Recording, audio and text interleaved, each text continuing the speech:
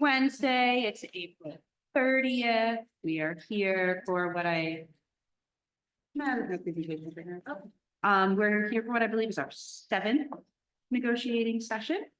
I always like to start out with some shout outs and thank yous, and I want to give a shout out to our union siblings in the ESP unit, who after almost 10 months of working under an expired contract, they have had a ratification vote on a tentative agreement this week. So we are eagerly awaiting conversations with them and hearing the results of their members' votes. And that we look forward to that big step forward in hopefully getting their deal done if their members feel that it's the right deal for them. So shout out to them. Thank you to everybody who helped make that happen. Any shout outs, thank yous, anything you want? Oh, thanks. Okay. So rules of the room, Gary is signing folks in. Make sure that at some point you sign in with Gary, especially if you are a secondary CAP member who has been released from your PLC to be able to be here. We need to submit those attendance sheets to your building leaders to verify that you were here. And that helps people understand why most of our room is elementary school folks today. But Emily and Jen are going to be our notes runners. Emily and Jen, give a wave. So if you have notes to send down, bring them to Dave, get them to Emily and Jen, get them to David. David will get them to where they need to go. And Aurora and Gretchen are taking notes today. So thank you all so much. So our agenda, we have 13 proposals on the agenda for today. We cleared with our families that we want to talk about all 13. We just want to get it done because they're on the agenda and we are about halfway through. So we want to make sure that we're getting things moving quickly. Rather than going through the agenda first, we all see what's on here. I say we just bring ourselves right along to page 5 and start looking. I put the salary agenda items first. Since the ITA's counter proposal was submitted first, I put that first in the order to talk about. So this is our version 3 of our salary. It is I guess one could say it's the second counter proposal or the third salary proposal or version 3 of the first proposal, whatever we want to call it. It's what we got on the table.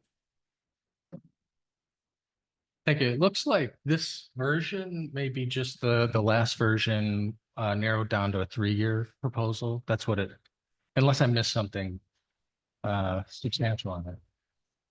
Yeah, it changes the years. Right. Okay. All right. So we've sort of seen it and digested it, and we've had conversations about it here at the table. We're still, I feel like there's a lot of information that maybe your team and this team are not on the same wavelength on, which is not a bad thing. It's just, it is what it is. And so for us, if we are unable to identify anyone who is erroneously leapfrogged. And the leapfrogging that has occurred has been built into the system from the start in terms of trying to incentivize teachers to move across the professional development and scale as quickly as possible. And once you do that from the starting salary grid, then you enjoy the compounding effect of having moved quicker than your colleague who was hired in the same year. And so, 10, 15, 20 years later, your colleague's going to be earning substantially more than you when you finally catch up to their same lane of professional development.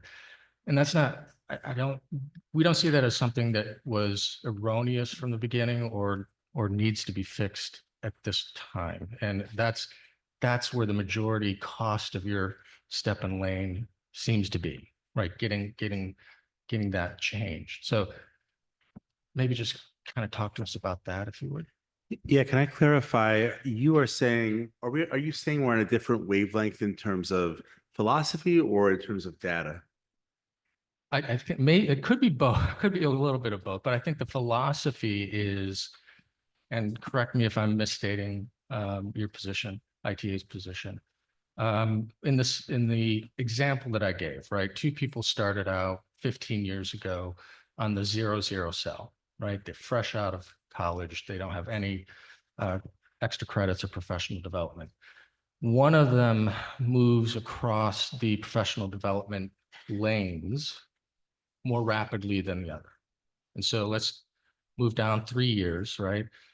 The first person is now on 45 credits, right? And the second person may be at 9. That's not, I mean, we don't see that as a leapfrogging issue, right? And eventually, over time, because it's only the first year that you're on a starting salary schedule, then it's whatever the raises are. Over time, let's go to the end of the career, 25 years, that first person is going to be earning a significant amount more money, even when they both finally catch up and have 90 credits, right? We're on the same page on that? We're not quite on the same page on that. Okay. So it's true that the first person would have earned lifetime more money because they got their lanes earlier. But the idea of step and lane is that when person number 2 gets the same amount of laneage in the same lane, that at that year, at that moment in time, they're getting paid the same salary. So for those first years, they lost money compared to person A because they didn't have their graduate credits. Yeah. We appreciate that there's more than one way to look at this. And our thought process is the value of teaching and learning that students received, actual students received from the first person in my scenario who moved across quicker. That teacher's career has more positively affected more students over the course of that career than the second teacher who finally got to the 90 credits, a year before retirement. Yeah, we agree. And that's reflected in that first teacher's greater lifetime earnings because they move faster across the lanes. And the incentive effect of that too, right, is that decisions have to be made early on for us to incentivize the value to students as rapidly as we can. There is this lifetime compounding effect. So, I mean, maybe both of us need to do a better job of really educating new teachers to the profession, like do whatever you have to do to take as much professional development and credits to move across as quickly as you can, because it makes a world of difference for kids and a lifetime of difference for you as well in terms of your setting. Okay, so responding to that piece first, I think that in theory, that is a goal.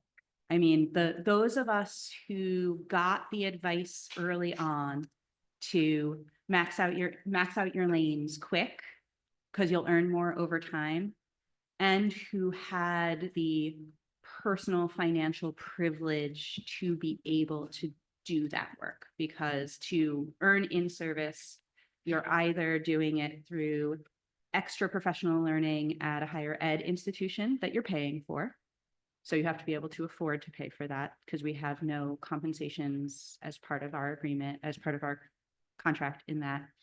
Or you take summer workshops where you're given the choice of pay at the professional development rate or in service. For many of our people, summer becomes pretty lean, and 3 extra days of PD is the difference between whether or not they're buying groceries at the end of the summer. So those people cannot take that in service and take advantage of that. So there's an element of privilege and equity involved in that.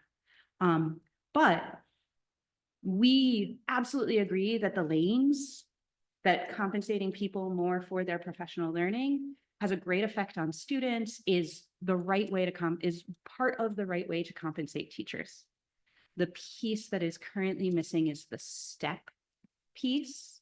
So I'm very interested in seeing the data that you're working from that says that there's no leapfrogging, because I think that it maybe is still not clearly understanding the example that the 2 people in my head who I think of as the example for leapfrogging are both in the 36 credit lane. They have the same amount of professional learning. Yeah. One is in their 3rd year. One is in their 7th year. And the person in their 3rd year is currently making more money than the person in their 7th year. Because the person in their 7th year got hired here 7 years ago. And the person in their 3rd year got hired here 3 years ago. Right, 7 years ago, our starting rate was lower, so the percent increases on that starting rate were smaller. Now, the starting rate is higher, so the percent increases grow them more rapidly. If we can just cut. I always find it fascinating. We're now talking about how great educators are who are looking to do additional professional development and to stay in the school district. That is good from everybody's perspective. And we have had contracts in the past that allow for some, I'm not using the word inequity, but for some differences in how people are compensated. And that was by design, that was collaboratively done, and it was settled on and ratified. So we're here. For me, it's still, if that is something that we wish to address, and I have been open to making adjustments to make sure the leapfrogging on that term is corrected, if that's the direction we're going in. At the end of the day, it still comes down to how long will it take us to correct something that has been built over decades. And from my perspective, it's not going to happen over 2 or 3 years, particularly with the kind of gaps we have and with the parameters that we must operate in with the budget we have. Your counter proposal still comes back at a 7.5% overall pay increase. That is the non-starter for me, because that is more than what we have budgeted and we'll be able to budget for an overall pay increase. If we want to have a conversation about how we shift towards a step in lane or addressing some of these issues that if we ultimately decide we want to, because as I'm sitting here, I'm hearing why we did it and I'm hearing why we want to correct it. Cool. I mean, we're again trying to incentivize and support educators, but there's still just one pot of money. And that money is what we have. So if I'm thinking about, if I'm watching me talk right now, I'm like, oh, it may take a little longer than the 2 or 3 years to fix a problem that's been developed over decades, but there's no way you're going to be able to fix it with 7.5% with the budget constraint. That's me now talking with the 7%, 7.5. If there was a way to fix this with 4, 6, that may take a little longer, but that's the conversation I'm hoping we could have, or otherwise we're just talking past one another. Right. I think that if I appreciate hearing that. We have always been interested in fixing the problem. Like that is, our goal is to fix the problem. For us and the analysis that we've done and the research that we've done into colleagues' contracts, step and lane is the system that has the best chance of fixing the problem. The amount of time is negotiable. The smaller amount of money we put towards it, the longer it takes to fix the problem. But if we're having a conversation about transitioning to a step and lane, we're having a conversation that goes in the direction that our members are supportive of going in. But I have yet to hear a firm commitment that we're having that conversation. We can talk about the percentage. We're open to that, recognizing that, either we do it faster, we do it faster, we do it cheap, or we do it expensive. Like those are all negotiable.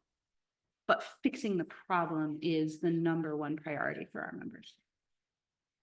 I will restate what we said earlier. I mean, I think the first session, the second session, and third session, we have been open to a proposal that was within the overall budget parameters, and whether it's step and lane, however we want to divvy it up, that we have committed to that, and we were told it wouldn't work with that number.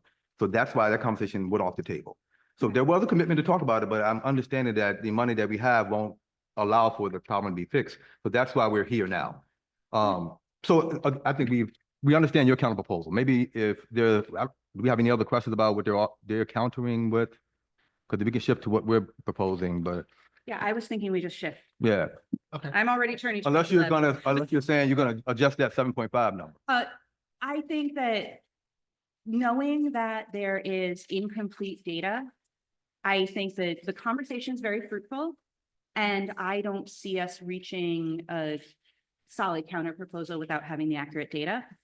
So I wouldn't expect it to come in tonight, but if we can get. What data are we looking at? I'm sorry. What data are we? I have it all in here. I think there's also some definitional questions, Okay. and ideological questions, like This is just my personal, my professional understanding of this, of the starting salary grids that have been employed, and some of them developed by me since I've been here as well.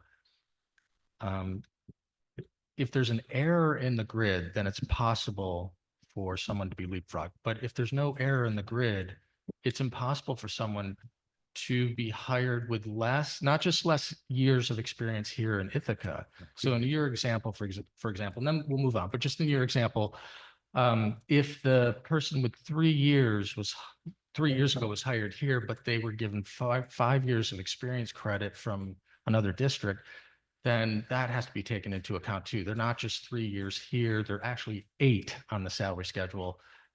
And that's where Zach and I have had conversations about, he has been he's been working on a spreadsheet that has the years that people were hired in with versus the years that they have Right. in the district.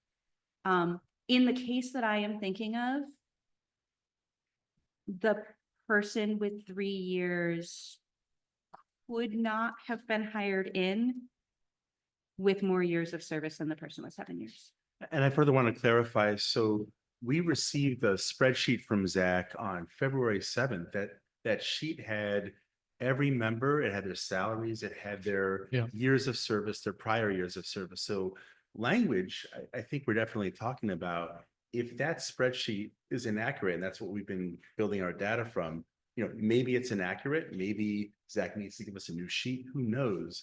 But there's certainly many of the members that were on that sheet, we checked like, oh yes, I checked myself. I checked many folks I know, like, yeah, those are the previous years of service that I would expect. So we are certainly talking, when we say that there are 428 examples, that is doing a very simple formula on Zach's spreadsheet that he gave us almost 3 months ago. Mhm. So yeah, I'm surprised to hear that we're calling into question the idea that it exists. Now, certainly if that spreadsheet's erroneous, if that spreadsheet's not a complete picture of the ICSD, who knows? But the information we've been working with for almost 3 months is certainly lots of leapfrog and lots of this issue. Yeah, I mean, to Zach's unfortunately not here today. To be fair, though, you've indicated the problem exists even before you had Zach's spreadsheet, right? So you had your own data, I'm assuming, when you built this. Having said that, though, there are many instances where someone who's been here, I'm just making an example, 10 years, is earning less than someone here 7 years because they moved over on the lane system slower. Yeah. Right. Yeah. So if you move over slower, you're going to be passed by people that have less experience and who are moving over faster on the professional development lane system. That's just going to happen. That was built in purposefully into the system, or as an understanding. That may be true. I've said it before a few times. I'll say it again. The issues that we're talking about are not kind of crisscrossy things where one person has less experience but more grad credits, and another person has fewer grad credits and more experience. We are talking just plain as day. One person has experience, grad credits, another person is just lower on both fronts, and they are getting paid more. We are not talking about crisscross things. And I've heard a couple of times you folks bring up these kind of crisscrossy examples. We are not talking about that, because I agree with you. Yeah, certainly if I came in with fewer years experience, but I zoomed across the lane faster and I got more graduate credits than my neighbor, certainly I might get paid more, right? Like, just as you look in our step and lane charts, you will see, if you go through here, lots of people like here getting paid a little more than here, right? Yeah. This is more lanes, Right. fewer credits. You'll see a lot of that. We are talking about patently lower. on both Why counts. don't we do this? You have identified certain people. I appreciate we wanted transparent and open process, but I think when we're talking about individual people, Absolutely. that we probably should do it, in a committee meeting. Why don't whoever from your team, and Zach and I will get together with your team, and we'll start plowing away at however many number there is. If it's 400, it's 400. We'll just have to do multiple meetings. But I think with that practice, with members of your team, members of this team coming together and working on individuals, we can have a better understanding of like, oh, I see what you're talking about, or you can have the same thing with us. And I think we can move through it fairly quickly. I And hope so. I have some extra time. I couldn't sleep this weekend, so I went through and read the contract again. There is a clause that allows for any educator to seek to contact you and HR if they feel like they have been leapfrogged, and we would to make it. That's already in the contract. So if there are 428 folks who feel, and they feel like they've been leapfrogged, let's make those meetings and do it. It's already in the contract to fix it. Don't call out one stuff. Okay, this actually to me, I'm gonna bring in my English teacher brain here. Okay. That when a disagreement about the text were to happen and people were going back and forth, bandying about their ideas, we would return to the text. In this case, we can't move the details of this conversation forward without the data, and the data's not in the room. I hear you. Yeah. We need the data to be able to move further in the details of the conversation. I took out some of the text of our proposal just to make it a little bit less dense, but Yeah. part one of our step and lane proposal has always been the joint work to establish the spreadsheet that confirms the years of service and the steps and lanes of every member. So that's always been part of the proposal. I think that we need to do that work to be able to implement a step and Yeah, lane. I That's a agree. no-brainer. And I think that, really for us, I'm just going to be completely transparent. At this time, my members are not going to accept an offer that doesn't include a step and lane because of the desire to fix that inequity, to start fixing that inequity over time. So getting that work underway, getting that started, moving in that direction is for us the path forward. I do want to take a look at the salary proposals that you all offered, because I think in keeping with the spirit of, if we're talking about a step and lane, the percentage being a detail and the length of time being details that we work out for how long it's going to take us to reach salary equity for our folks is important. And I think that there's potential in here to move us even further forward in that conversation. Thank you. And I was listening for an answer to what you think is already in the contract. If someone feels like they have been leapfrogged, I read that they could submit a request to have their salary analyzed, and we, by contract already, must fix it. So there's two things. The salary review process, we do have the right to request a salary review. I have people in the room who requested salary reviews 2 months ago and haven't gotten a response to that yet. It is a very time-consuming process to do a salary review. I know of a member who I've been working on a salary review for since I started as the interim president in February 2 years ago, and their salary review has still not been resolved. So it's a very lengthy process. And the reason it's such a lengthy process is because with only a starting salary grid, in order to review someone's salary, you need to go back to the day that they were hired, find out what that salary on that day that they were hired was, how many years of service did they come in with, what was their original offer letter. Many of those exist. Some of them are hard to find.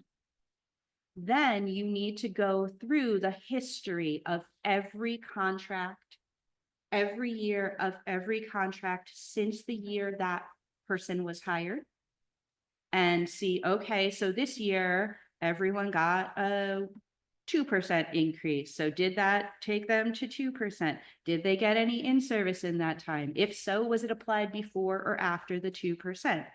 Then the next year, oh, everyone got $2,352.26. Did they get that? Did they have in-service? So it requires going through and checking every single piece of the math step by step for every single person.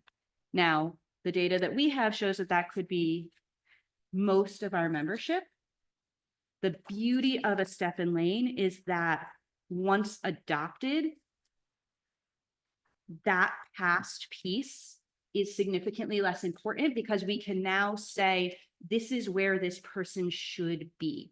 Right now, we don't have a where they should be. We only have a where did they start and what happened in between.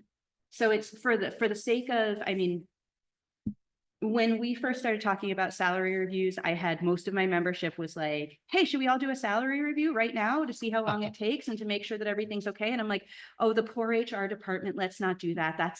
That would be overwhelming because the amount of work and labor that it would take to do that Okay. is, I would feel bad putting that work on colleagues in that department. No, thank you. I just wanted to make sure we were talking about the same thing, one. Okay. And then I'm already thinking about, if it was some bigger process, then we could even access a third party to help expedite it, bring in someone. I mean, we could speed some things up, if getting to a place where we need to do a larger salary review for more folks.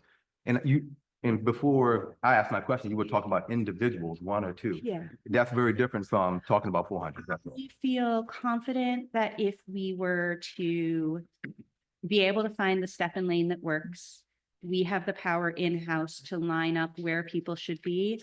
And the money that we would spend towards a third party to do that analysis would be better spent throwing it into the step and lane. But For a number of reasons, because a review now might fix a few people, but it doesn't fix a systemic problem of people coming on board and all of a sudden finding themselves in that situation. and it just continues and road, yeah. perpetuates the same system, whereas our system sets the goals and then we just move. Like it's once you get on the escalator, you're on the escalator. And I see from, I mean, as someone who spent a lot of time working with the staff in HR, I see this being a way to really help support the people who work with paying us accurately over time. It would make hiring and supporting people so much easier for them as well, because it's so much more straightforward than what we currently do.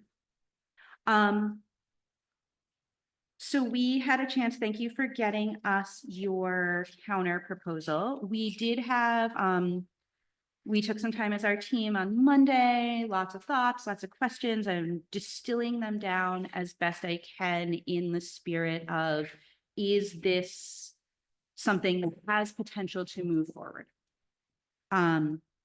So just kind of going through, your proposal started with the following offers being contingent on both parties withdrawing all other requests, proposals, and items that have monetary implications. And my first, it's a request rather than a question. Could you, before our next meeting, please provide a list of all of the proposals from both sides that would fall into this category? Because right now, at this time, all students are not.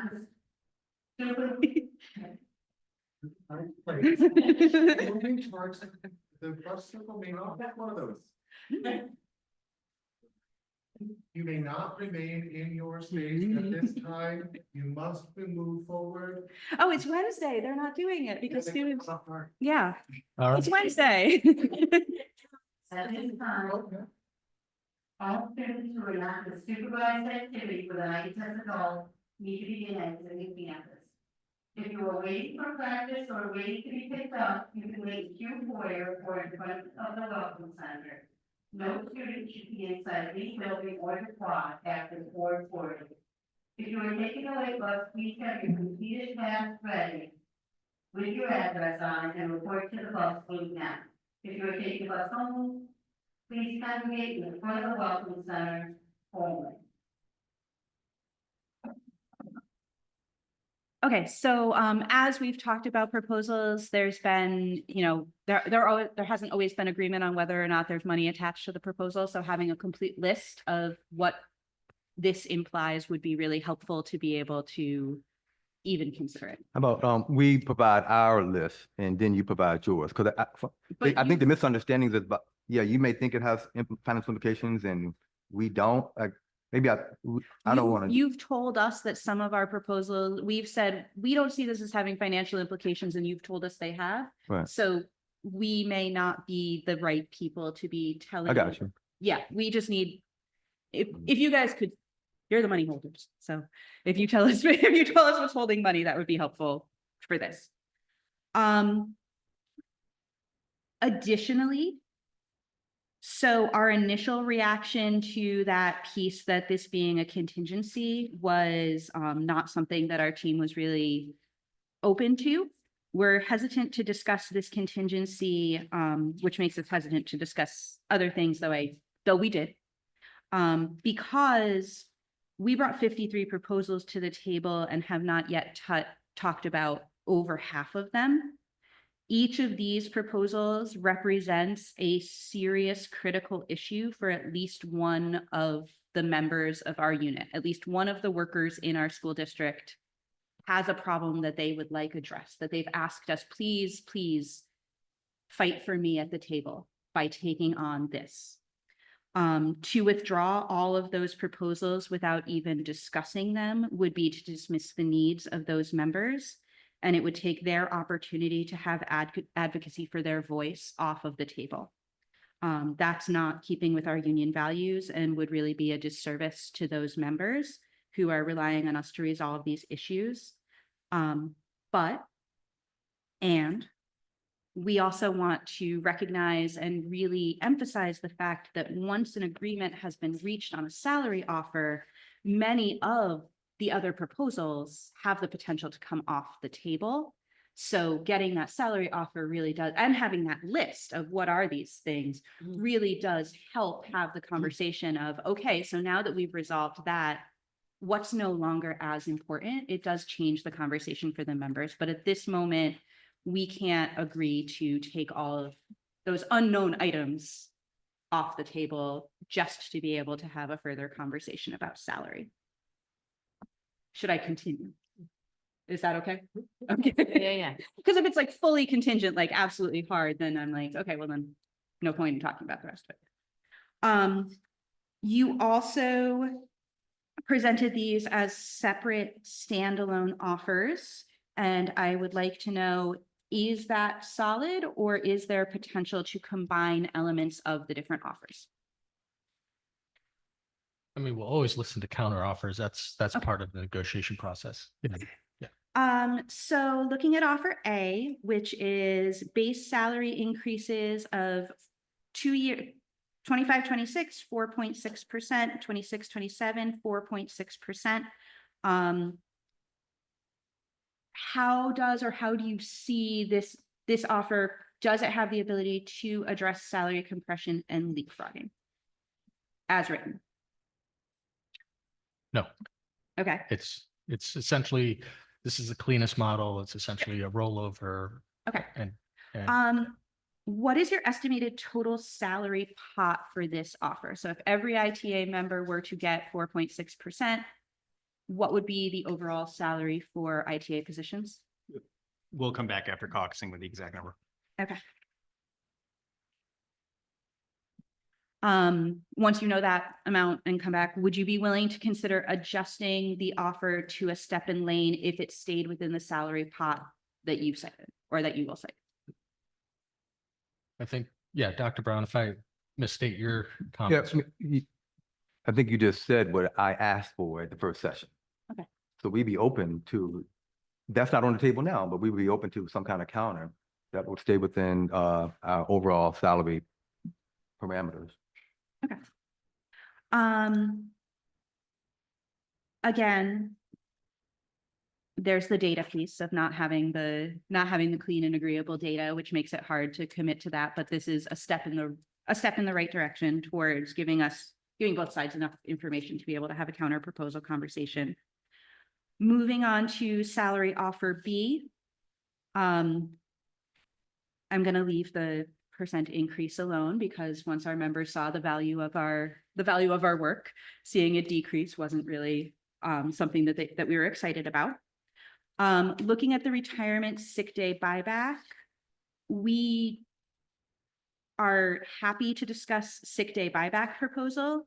We've always planned to do that in May as part of talking about benefits, in hopes that we've settled some salary stuff and then are just talking about the additional in this case, seriously fringe benefits related to that. So we're happy to talk about that as part of a salary, as part of the buyback, but not contingent on the salary in that same way that you're proposing here. Looking at the extended day and ongoing additional compensation. So you've suggested in 25, 26, adding 1 hour a day on Monday, Tuesday, and Thursday, because Wednesday meetings already exist for PD meetings and training, with an ongoing compensation of 1% added to the base. And then in 26, 27, adding 10 minutes to the school day or the instructional day with an additional 1% added to the base. So the first clarification, we did some quick math. So that 25, 26 proposal would be adding 1 hour per day, 3 days a week, which is nearly a 10% increase in the working hours over the course of a school year at a 1% salary increase. When we costed that out to an hourly rate, that is about, depending on your personal professional rate, between $2 and $3 an hour. Is that a number that you're comfortable with as part of this offer? That is the offer that we proposed. So yes, we're comfortable with that.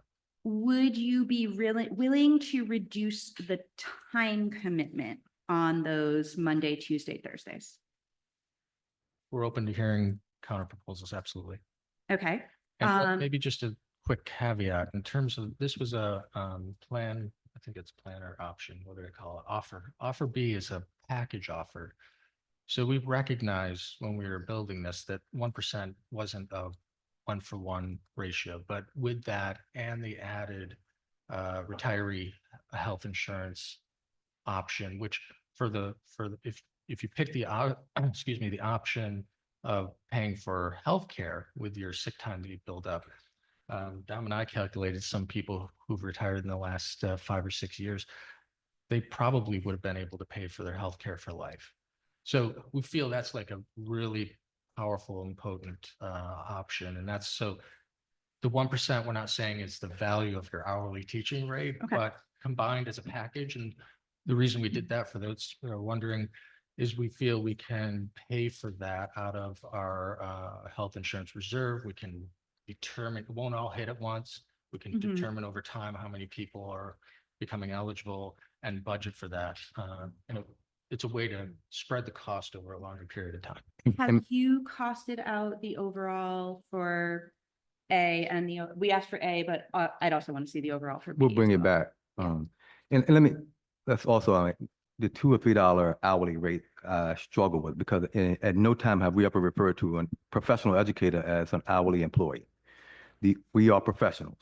And for the additional professional development and training and PLC time, we are thinking about this as a professional experience and opportunity, and we are hoping to compensate. But I just, while it's not at the rate we would want to pay for additional time, in no way were we ever thinking about paying teachers on an hourly basis. No. But it is important for, like, I'm looking at my friend Meg, who talked the other day about being a side hustle queen. And for her, that's loss of work on Monday, Tuesday, and Thursday, right? By staying an extra hour at work, that is time that she's not working her second job. And to know what is the impact of her paycheck I get going it. to be. And that's why I use the term professional by design. And Just- professional educators and It's the now we talk about side job. salaried employee versus now I got the it. employee, like it's just the problem with Yeah, the way we trust pay me, I people in completely general. agree. Yeah. I have, I just want to make sure we clarify. We're not talking about hourly employees when we No, talk about No, professional educators. but when you're valuing things, Yeah, you think yeah, about no it that doubt. way. Before you go on, can I ask, so Bob and Dominic, can we have, I guess, any information that you use to cost out the retirement sick day buyback? Like, did I hear you say correctly, Bob, that you're considering that coming out of the health reserve? Say it one more time. We can use some funds out of the healthcare reserve, if necessary at the time to fund that, yeah. And so do you have numbers right now of what you anticipate that would look like were we to accept this in 25, 26, for example? No, but yeah, this would go in 25, 26. Yeah, we'll bring some. Thank you. some numbers for you. We were wondering, if you would be willing to designate the Monday, Tuesday, Thursday for completion of professional responsibilities instead of PD meetings and trainings. So giving us the common planning time, giving essentially an extra prep period on those days rather than concentrated, Something weird. but in the seat attending to an agended task. So I think the flexibility of that time is important. Right now, we're asking building leaders to be instructional leaders of their building, and they dictate 2 meetings a month, staff meetings. And so allowing them some time to, of course, collaborate with educators and say, all right, what's inclusive differentiated math instruction look Mhm. like? What does that look like for literacy? What are some of the professional responsibilities? Co-planning, case management. So I think we're open to discussing that and hear more like what you're thinking that time Yeah. could look like. And I also want to acknowledge as professionals and the educators, I hold very in high regard the amount of work that many teachers, when we walk through our buildings, are in the buildings. Yeah. Because of the demands of the profession. At this time. So I really see this as a value add and would in no way offer it as an insult to educators. I want to. Yeah. And later on today, we'll talk about Wednesday meetings anyway. So I think part of Yeah. that conversation will be able to be fleshed out there. Have you engaged the IPDA in discussions about their role in extending the professional day? And if so, what was the result of those conversations? We've not had any official conversations with them Okay. as a union. So looking at the 26, 27, 10 minutes added to the instructional day, what value do you see adding 10 minutes to the instructional day having on teaching and learning? Specifically, can you talk about elementary versus secondary and what do you see that benefit being? Like, how would it be used? You go first on second. How would we use that? Yeah. Well, it's right now, we know at the elementary level, we're really close in meeting educational minutes. So it offered the value while it's not a large amount of time, we are minute to minute for elementary. And I think for you and I spend a lot of time together on Tuesdays at Yeah. curriculum and in board meetings, and the common theme when asked, what do you need? What do you hope for? More time with kids, more time with PD that's built into the day because of the conflicts. So that's specifically the benefit, more flexibility with meeting instructional minutes and serving and meeting the needs of children. You'd want to collaborate. 10 minutes isn't a lot. I would love more than that. And what about at the secondary? How do we see 10 minutes working into a secondary schedule? What would it give us more time for at secondary? So I can't answer that with a whole lot of specificity because we have not had in-depth conversations with transportation yet. But the secondary schedule is boxed in with sports, extracurricular, and then there's the reality of our catchment area and picking up where that 10 minutes falls at the beginning or at the end would have to be a collaboration if you're interested in moving forward. Then we'll have those conversations. Okay. And then my last question there was, have you engaged the other unions in discussion about the domino effect of lengthening the instructional day? I was thinking specifically transportation and food service. Yeah, we'd have a year, because this is year 2. Okay. But yes, we'd have a year to have those conversations. However, to agree to it without talking to them first and making an assumption that they'll be okay with it because we agreed to it is a precarious position to pit units against each other. So like that, it wouldn't feel right to me to say, yes, we can do this when you haven't talked to other people who we know that it will impact and spend a year figuring it out. Like I want more support.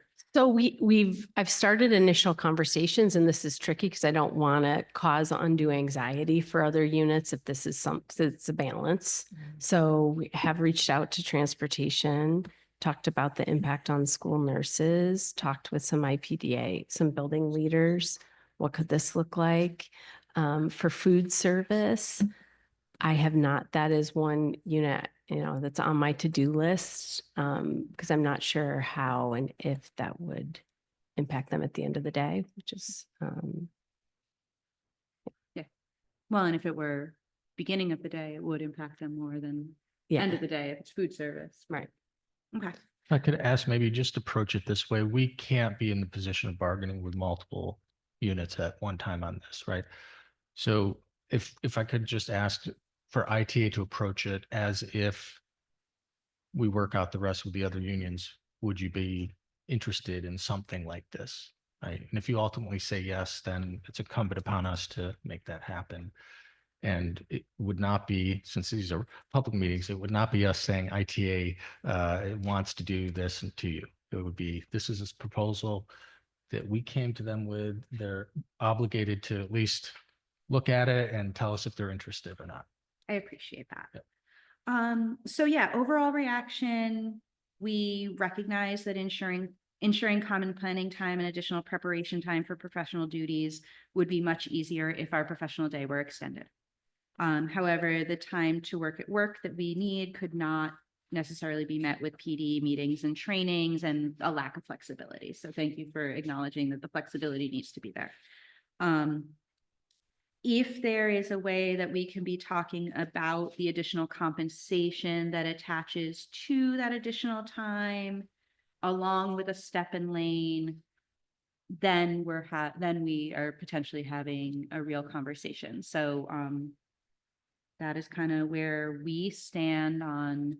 I would love to see what this conversation could lead. Like you all keep saying, keep it within our amount of money, which you say you'll come back with. If I would suggest that it would probably be the next best step forward would be for you all to say a step and lane at this % with these other things is what we think could be mutually beneficial.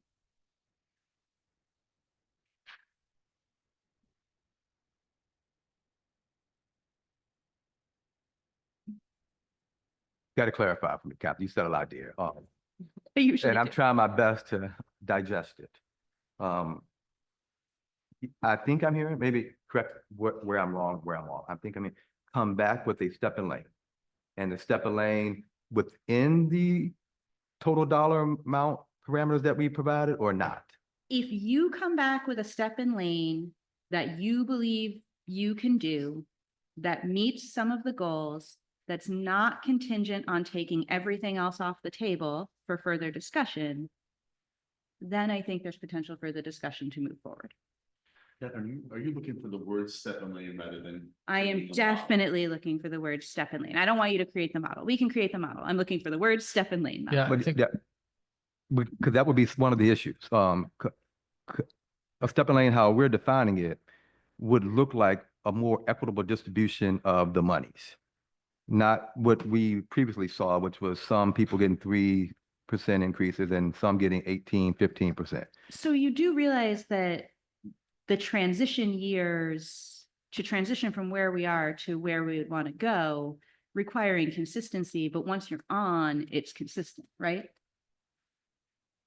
I think we appreciate that. Okay. Getting there is a huge lift, well beyond where we currently are able to do. So, and if we come back with a step and lane system, utilizing the entirety of the pot of money that we have to negotiate with, then that's why all the other items related to money would come off because we're spending it all on step and lane, right? That makes sense. Okay. And I think that there is really good use in discussing issues of working conditions.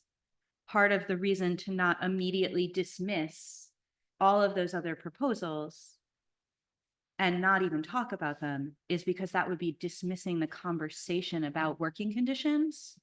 We may find that there are we may find in those conversations that there are other ways we hadn't thought of in the original first draft thinking without any conversation or collaboration that may provide new and different opportunities.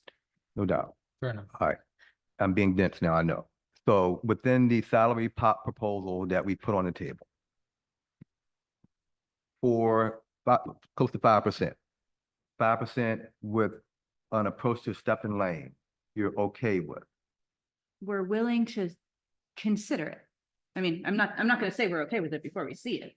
Okay, with us exploring something that would be more of a step and lane approach. We're But- open to any counter proposal that addresses the inequity of pay in the way that a step and lane does. See, I think Yeah, we hear you. I think we're going to have to spend some time together to talk about inequity and whether we see the same differences in salary over time between two teachers of the same years of experience as inequity, or just something that is the result of collaborative contracts that were entered into for decades. Maybe we will. Maybe we'll be like, yeah, you got to do this. But so there's the definitional item of inequity. And Dr. Brown mentioned earlier, we did talk about doing a step and lane at the dollar amount that we have to bargain for. And there's no way to get close to what you're seeking in your step and lane. And we're back to, without accurate data, we can't have a real conversation about that. What I can say is that at the amount that you asked us to do, with us believing based on the data that you provided us that there are close to 500 people who would need massive correction, then that's a very different conversation than there are a few outliers or there's no one. Yeah, I So think the data needs to drive the conversation. And again, without the data, it's hard to continue the conversation. I'm assuming the data that you have and that I've seen is accurate, right? There's no way that there's 500 mistakes made. So let's assume for a moment there's accuracy. What you're suggesting is that almost every one of your members has been and somehow leapfrogged that now requires an adjustment. And I think somewhere in there's a definitional issue that your folks and our folks are just not seeing eye to eye on. And I think that's why we need to look at different teachers and be talking about what is happening here, what happened, and whether or not it's something that needs to be, quote, fixed.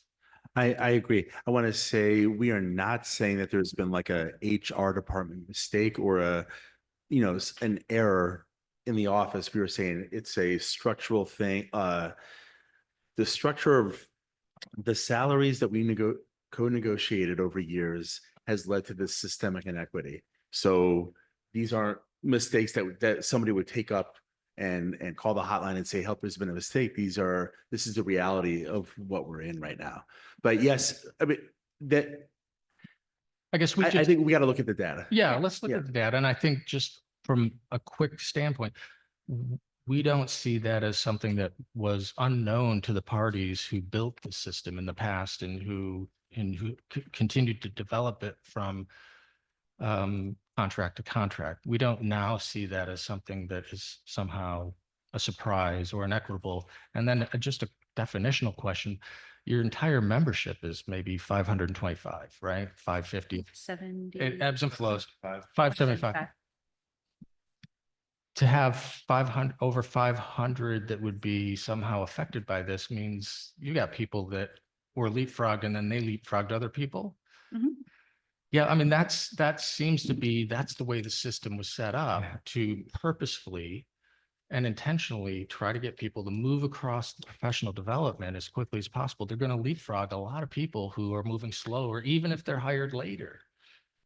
And that's where Yeah, let's look at the data. yeah, that's why I think we're just we want a different approach to setting and maintaining salaries here. I mean, I Yeah. think that also if we're going to look at the history and longevity of the contracts that have been negotiated prior, we also have to consider the change in circumstances and the change in the ability to recruit Yeah.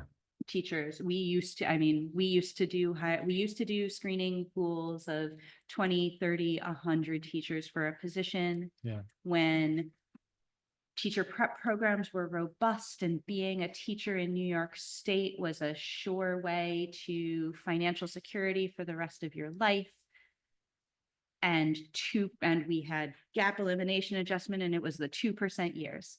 And it was a district's market for hiring teachers. And we are not in that same reality right now. So I think that if we really want, I personally believe that it is imperative for the sustainability of our school and our programming to keep the people who we already have and be able to bring in more people. And for all of the people who are here to say, I love working here. This is a great place to work. I want to work here for the rest of my career, even if it's 40 years, because I'm in tier 6. So Which is a huge ask, I recognize. I will underscore, I think we're talking about a different approach to salary, setting salaries and maintaining salaries. And as a teacher, I was on a stepping lane to it. So I understood it and appreciated it and loved it. And there were also members in my unit who hated it. And the reason why I was negotiated out here was that not everybody agreed that it was great. If moving forward with a stepping lane, if that is something we do, I am saying now, we will not be able to fix all of the issues that have been put in place by design and perpetuated for decades over 2 to 4, even 5 or 6 years. So that's the crux of this issue. We're talking about a pot of money. And if we want to mutually agree on doing salaries different, we can do that. But that money, that dollar line, it's not going to change. We understand that. And first off, regardless of whether people in the past didn't want this, our members want this now. Yeah. And really, It's a big concession, though. It's a big one. And it is a step to fixing a problem. So, I plan it out how you want, figure out how long it's going to take. Like, bring it back to us. And we can talk about it. Would you be interested in a 2-tier step and lane system We are whereby, not interested in tiering our workers. well, let me just get the full thing out because I think Sorry. so if we agree that step and lane systemically can solve certain concerns, right? Then we could start a step and lane system for anyone hired moving forward. And they can see it, they can do all the things that you've indicated moving forward. Now we've got, let's just say 500 teachers who need to be on a different step and lane system so that they can be fixed over time. And then potentially the two systems merge, but we can provide teachers that haven't been hired yet a step and lane system so they never have to go through this. And we can start to work on a step and lane system that gradually over an extended period of time, what that is will be negotiated and based on the ability and willingness of the public to pay, right, for it. But we could do something like that. And I don't want to spend a lot of time looking into that if it's like, no, we can't, that's not something we are even interested in. So in general, my knee-jerk reaction is we don't tier, because that's a struggle for collective equity. Yeah. And I hear that this would be a very difficult problem to solve in a very short time period. And if you were to show us something that had a viable long-term plan with a written ironclad commitment to the merging, then there's potential, then I see the potential to at least have a robust conversation about it. I'm down. A couple, one, I've heard the word inequity a few times, so I just want to make sure we clarify language here and be precise. So for something that had been collaboratively negotiated and ratified and voted on by the board to now refer to it as inequity, I would just struggle with as a historian. So yes, this is a system that we now want to shift away from, but it was also a system that we worked under in good faith and has been done well. So and when I use the word inequity, if someone was purposely done wrong and there is an issue that one is experiencing that's disproportionately impacting them negatively. However, we've been doing this exactly according to the plan we have put in place. So for me, I'm just not going to refer to it as an inequity. I would commit to doing something to move towards a different approach that will enhance our recruitment and retention efforts, that is consistent with the funding and monies that are available to us and this community. That's cool. And we can. And I will also note, though, this was where we started. This is where we were in the second session. And when you're one of the smart people I know, when you tried to do this, you said it couldn't work. So we're going to try. But I know this is going to be hard to put forward. And if you have some lessons learned from the time you endeavored to do it, that it didn't work, let me know. But this one's going to be hard.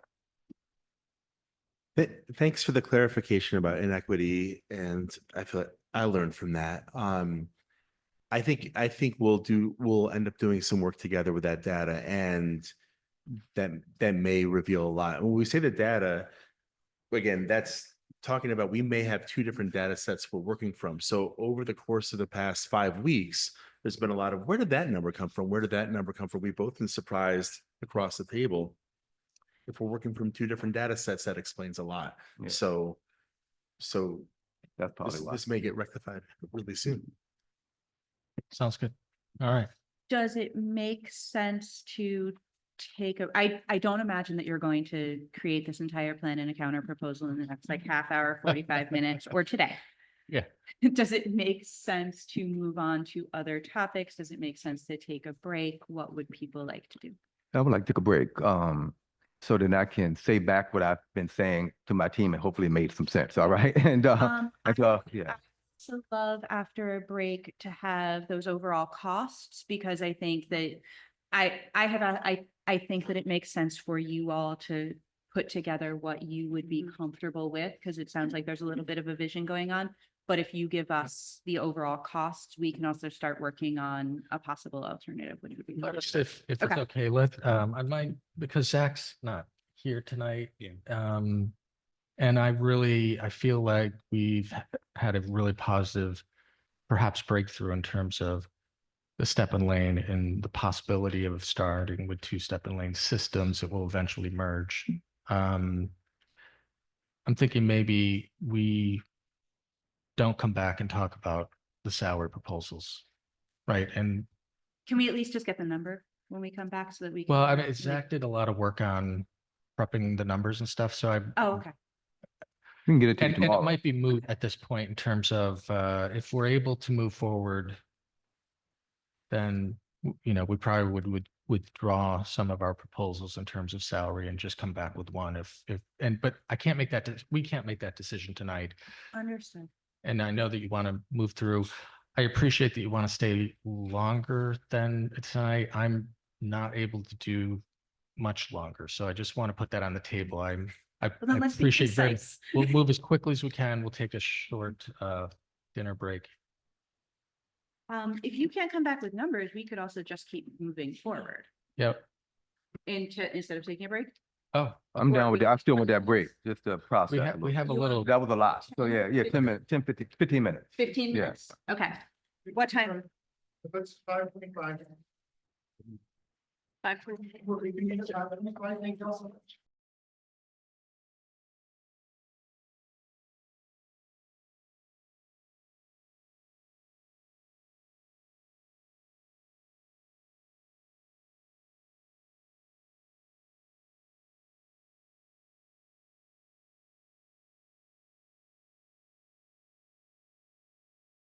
Post conversation, right?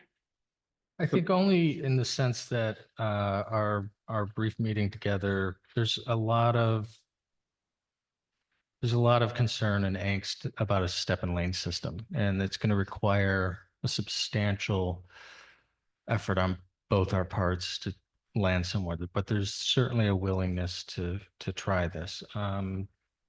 But with that, I'll just characterize it for myself. With that angst, it's like there's no discussion that we feel would be appropriate tonight in terms of monetary items. Like this is going to require every penny we have set aside and been approved in order to try to make this work for this contract and hopefully for future contracts as well. So with that caveat, like I think there's some things like the AI discussion, et cetera, we can talk about tonight, but Why okay. through, and if we're just like, I see money attached to this, then we can just move on. But we did start with things that we felt had like the least amount of money attached to them so that we could get through those understandings. There it is. That.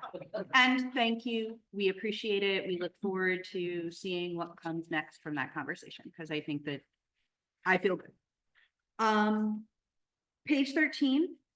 Proposal 32, this is a rewrite. We were talking last time about common planning time for inclusion assignments.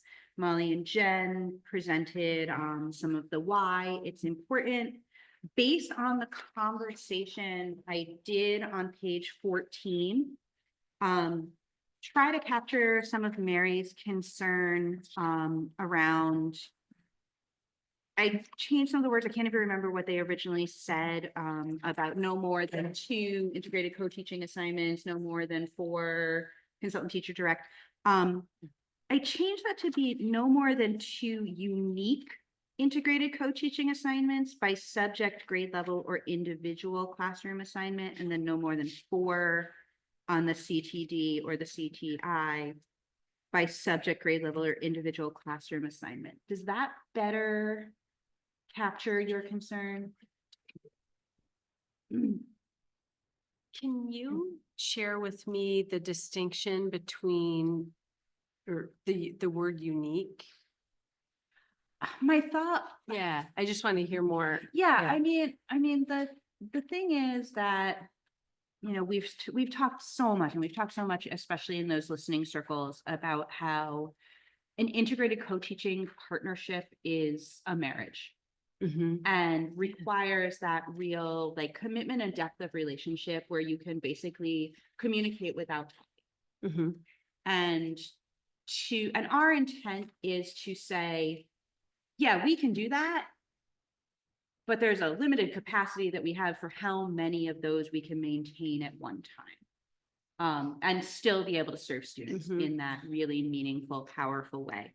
So that unique integrated co-teaching assignments to me, and I guess Molly, you would probably be a really good person to help flesh this out for me, is like my experience in working with an integrated co-teacher in English who worked with me, who worked with the other 7th grade teacher, and who then was also supposed to do integrated co-teaching with one social studies teacher, found that they were really good at making 2 of those robust integrated co-teaching, but that by the time it got to 3, it was just defaulting to a more consultant teacher direct model, just because they didn't have the capacity and time to maintain that many deep, meaningful relationships in that way. So that's kind of my thing. That's my like rationale behind it, and maybe the wording could be more clear. I don't know the best way to express it, but that's my thinking. Does that make sense? Yeah, it does. And I guess what I can add on to that for me, like this year, for example, in addition to my resource rooms, which I know isn't this, I have 2 grade levels, 2 co-teachers, and I'm in there for both math and ELA, which ELA is then, you know, multiple programs. So trying to think about me planning daily lessons for every day, 4 different first instruction lessons, and not just planning for like the content of the lessons, planning for the individualized supports, trying to then make time to plan with my co-teachers on how that will be implemented. It's just not possible. not even that, it's not even that I can't do it well, it's that it can't happen, you know, and especially because we don't have that common planning time, which is also really limits us, but, you know, it's just like every day, just trying to make sure I know what's happening and I'm prepared with kids' modifications. And that's not co-teaching, you know, that's me supporting kids in their classroom. So I don't know if that gets at your concern. It's not so much a concern, but the flexibility we're afforded right now without having words dictate. Again, this is a problem that we can solve through conversation. So in some scenarios, grade levels are really in sync. So different classrooms at one grade level are working so closely together that two teachers and working with two teachers in the same grade level is quite pleasant because of that, because they're in sync. Do you see what I'm saying? Yeah. Where you could have just two teachers and unique experiences across two different grade levels with, and this is an elementary focused comment, so I want to acknowledge that, with 4 sections who might be doing things differently, and that this wouldn't solve that problem. Right.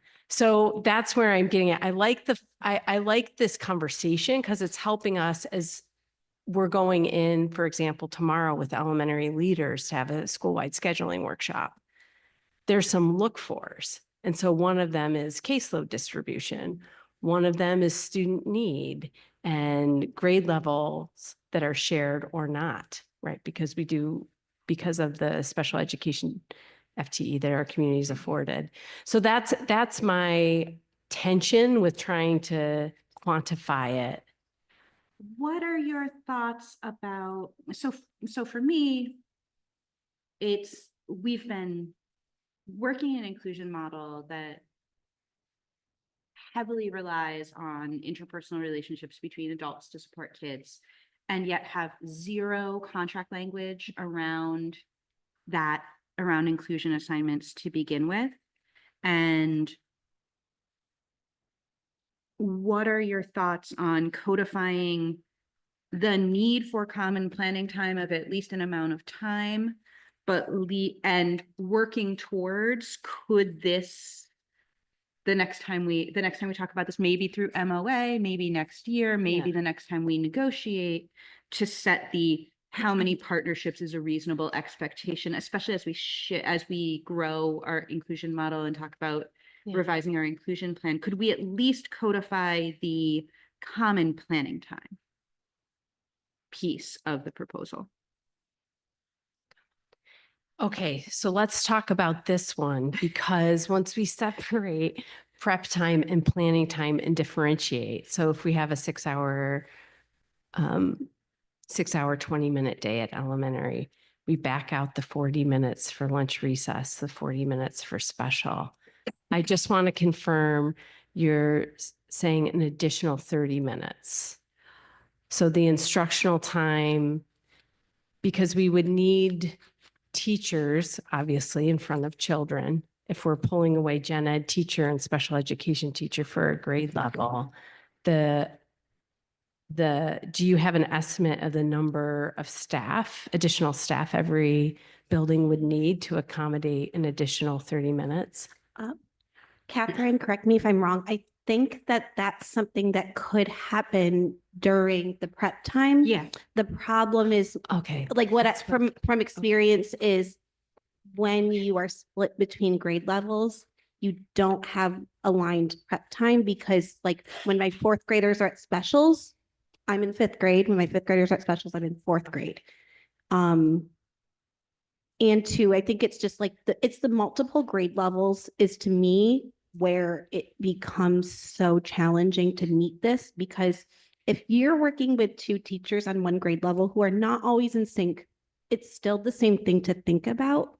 But when you're thinking about multiple grade level curriculums within that grade level, that's where that gets like really hard to try to manage. And for me, thinking about building master schedules at the secondary level, this language on page 14, so this is not an additional prep period. This is just aligning the prep periods in like that, in that master scheduling mind of secondary world. This is saying that if these people are in an integrated co-teaching partnership, they need to have the same prep period on the schedule. If they're in a consultant teacher direct, they need to have the opportunity to have the same prep period at least 2 days a week, which if you have your in this consultant teacher direct and this consultant teacher direct, there's multiple days in a week. You don't have to meet with everybody every day. It gives that flexibility. But what it says from a scheduling standpoint is you need to make the puzzle pieces line up in the master schedule if you expect there to be that partnership. It would do it in the elementary as well. Right. Like it has to be mindful inclusion requires mindful scheduling. Right. So, and this by saying this is the mindful scheduling, it gives the integrated co-teaching takes at least daily 30 minutes.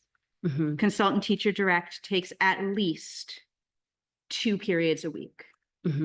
Consultant teacher indirect requires at least once a week. Could also be Wednesday meeting. Consultant teacher indirect being the least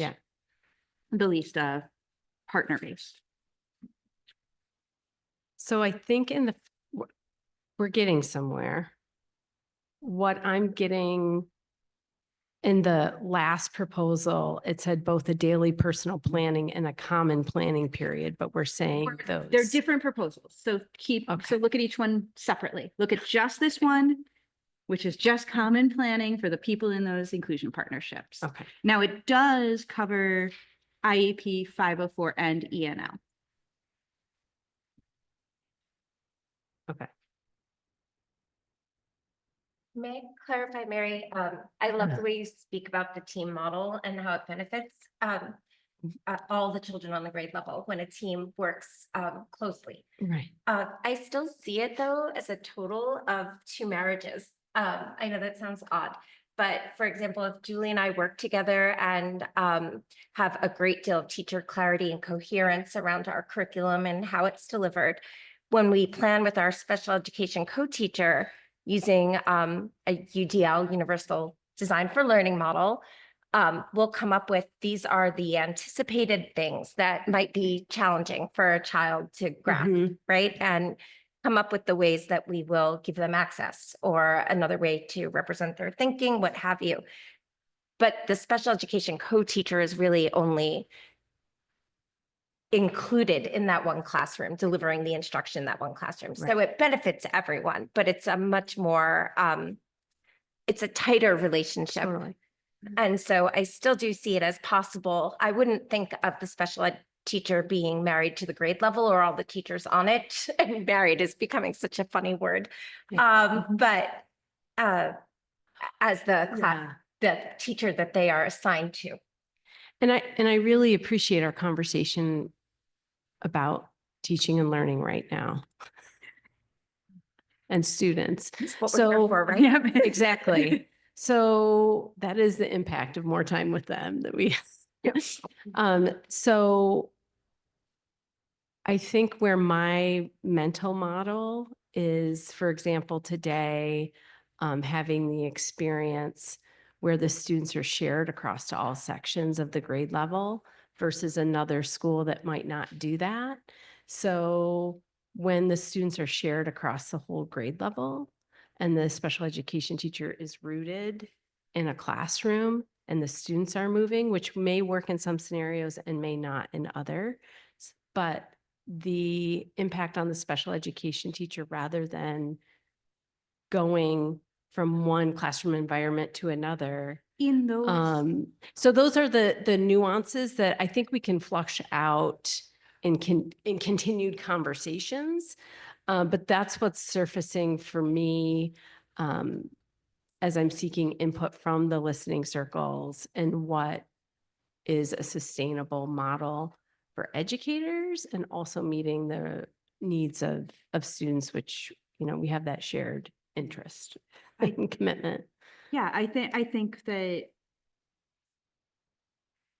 if you were the special educator providing integrated co-teaching services across a grade level that has 3 or 4 classrooms, and you're working with kids from each of the 3 or 4 classrooms in whatever way you're doing it, we would say that that's probably enough and that you shouldn't also spend 45 minutes of your day in a different grade level. Like Mhm. that's, and that if Right. you're with that one grade level, even if there's 4 classes, if you're all planning together, Right. that can work. Because as you know, some of at the secondary inclusion listening circle, as special education teachers reminded us, we differentiate across the whole spectrum of Yeah. student need. So that differentiation is important. Now, we've been very committed to integrated co-teaching at the elementary, and consultant teacher direct as the model as the secondary. Middle school though does. And in- middle school is a depending on the combo, subject right? area, it's a combo. So if we want to have a contract that reflects our commitment to inclusion, I'd like to explore that Mhm. more. Like, what are the look fors and schedules? We're in a really, guess what I'm not saying, but I just want to say is we have some really creative ideas that have surfaced thanks to the listening circles in the last 2 weeks. And I don't unintentionally want to commit to something that's going to hinder that, because it is such, it's really great thinking. I would ask for more time on this because of that, because I think if we're looking to really specify what we mean by that, backing into this is what successful inclusion and teaching looks like for kids and for educators, and here's the indicators we're using, that having something like that in the contract would be really important. Here's some guidelines for creating school-wide schedules, but the delivery model right now, this reflects a delivery model that we are in the process of outgrowing. Mhm. And in collaboration with teachers, I'm excited to explore how we can do it differently to meet the need of students, if that makes sense. That's team. Yeah, I think Yeah. that, can we at least tentatively agree to common planning time as a thing we want to codify? Yeah, well, the Okay. thing, so we have prep time right now. So here's the caveat, and this is how they're connected. So there was a time prior to 2023 when now the labor law, the flexibility of prep time and lunch and recess. So kids go to lunch and recess at a certain time. A teacher may or may not have their lunch then, depending Right. on when it is. They might eat their lunch during music. But the way the school-wide schedule worked, typically to ensure common prep time, Mhm. was that when children were at lunch and recess, that is when the special education teacher had free common planning time. So I just want to name the problem we're trying to solve is our students eat lunch typically from 11 to 2. And we have a labor law now that is saying that is also when teachers have to eat lunch for 30 minutes. So we have a 10-minute sludge every day. Yep. That could be used for some support. And then we're going to try to commit to common planning time for everyone. I don't want to disingenuously commit to something without auditing all the school-wide schedules, which is on the list for tomorrow with building leaders. So what does it look like Yeah. specifically from 8 to 11 for Right. specials? And does that only apply to a few grade levels that we can engineer the specials to make sure everybody gets their lunch between 11 Yeah. and 2? Because if we don't figure that out, then we're going to have to add a significant number of staff to Right. make it happen, I think. And that's where this has a cost. In that vein, thank you, Mary. Can I ask a question? This is a strong union state, right? And oftentimes laws have, especially labor laws, talk about collective bargaining agreements. It can be out of sync with what the law says. If we find that the 11-2 could be negotiated to be 10-2 or 10-1 or whatever, is there a willingness, if permissible under the law, for the union to negotiate what that would, sound and feel like for your members?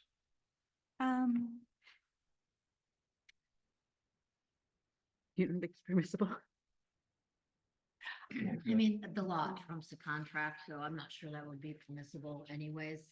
I agree, but sometimes in the laws or in case law, there are, caveats that unions can collectively bargain for something different.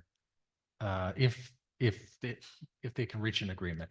And that 11-2 is really part of the sticking point here. Especially if you're in an elementary school Right. where two is really late to be eating lunch when that's also the end of your Yeah, so if day. we had a situation where a teacher had to be outside of that 11-2, but we're compensated, recognizing that the law says 11-2, and if it's not 11-2, you're not benefiting from that law that other people are. I'm just wondering if there's room to negotiate something that the Department of Labor would sign off on. I think if that permissible.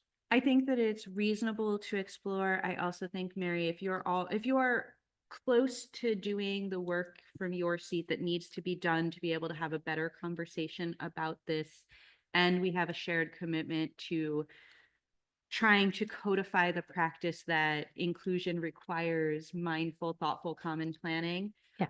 We should probably Totally. table this for right now and come back to it when we can get more solid language based on the work that you're doing. If it requires bleeding into that suggestion, write it up and we can consider it.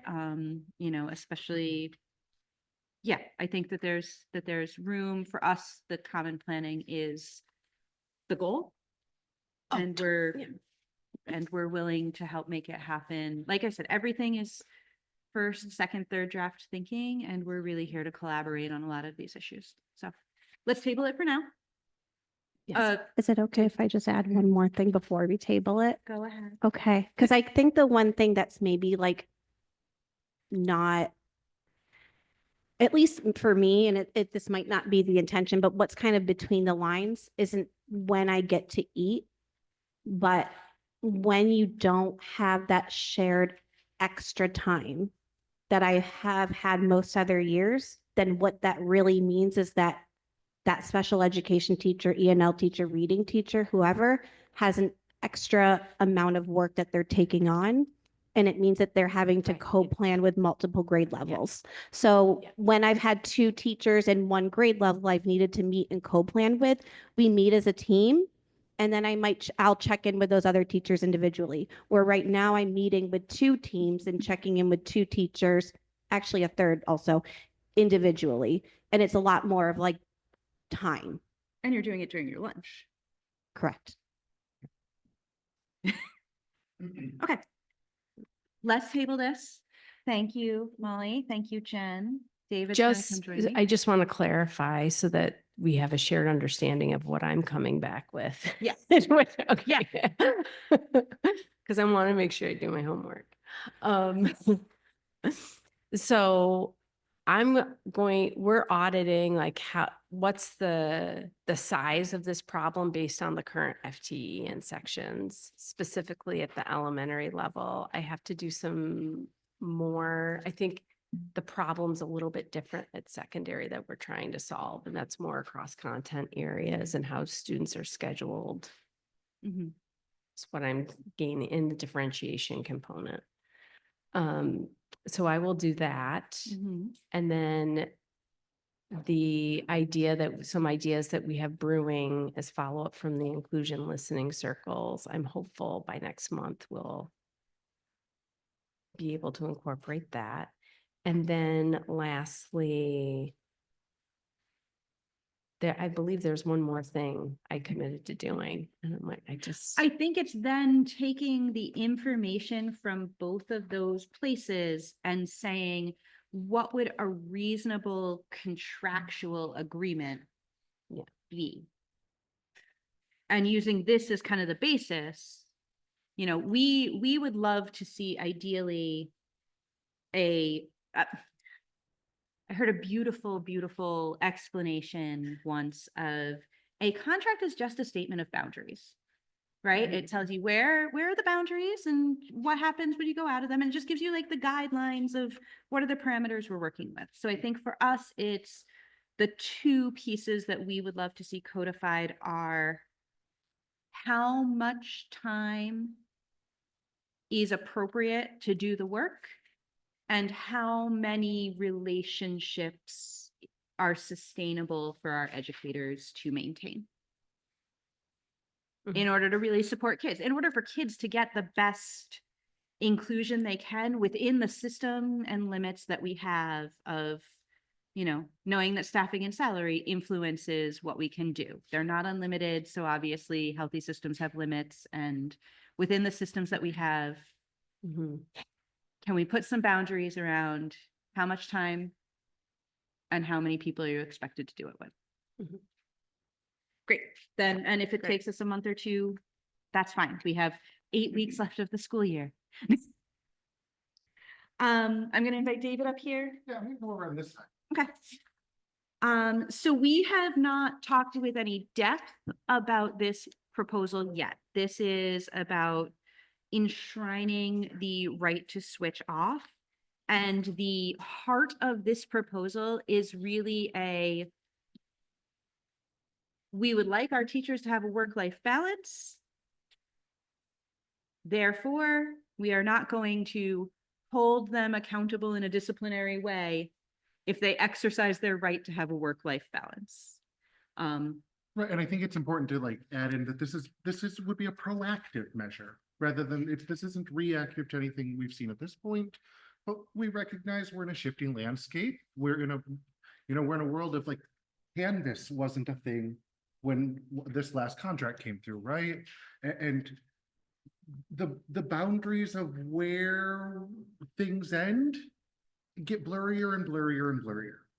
And nothing in this provision would prohibit anyone from engaging in work and engaging in communications outside of the workday. It just says, hey, if you choose not to, you will not be disciplined for that.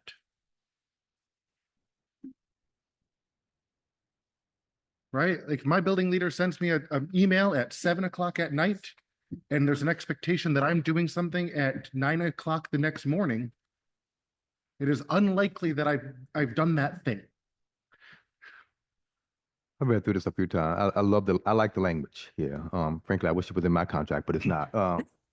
However, as I'm thinking, the reason it's not in mine is because there are significant safety issues that happen throughout the day and the middle of the night. We don't address that in here, and I'm thinking there may be some educators who may need to pick up their call if a student is in need. Paragraph 3.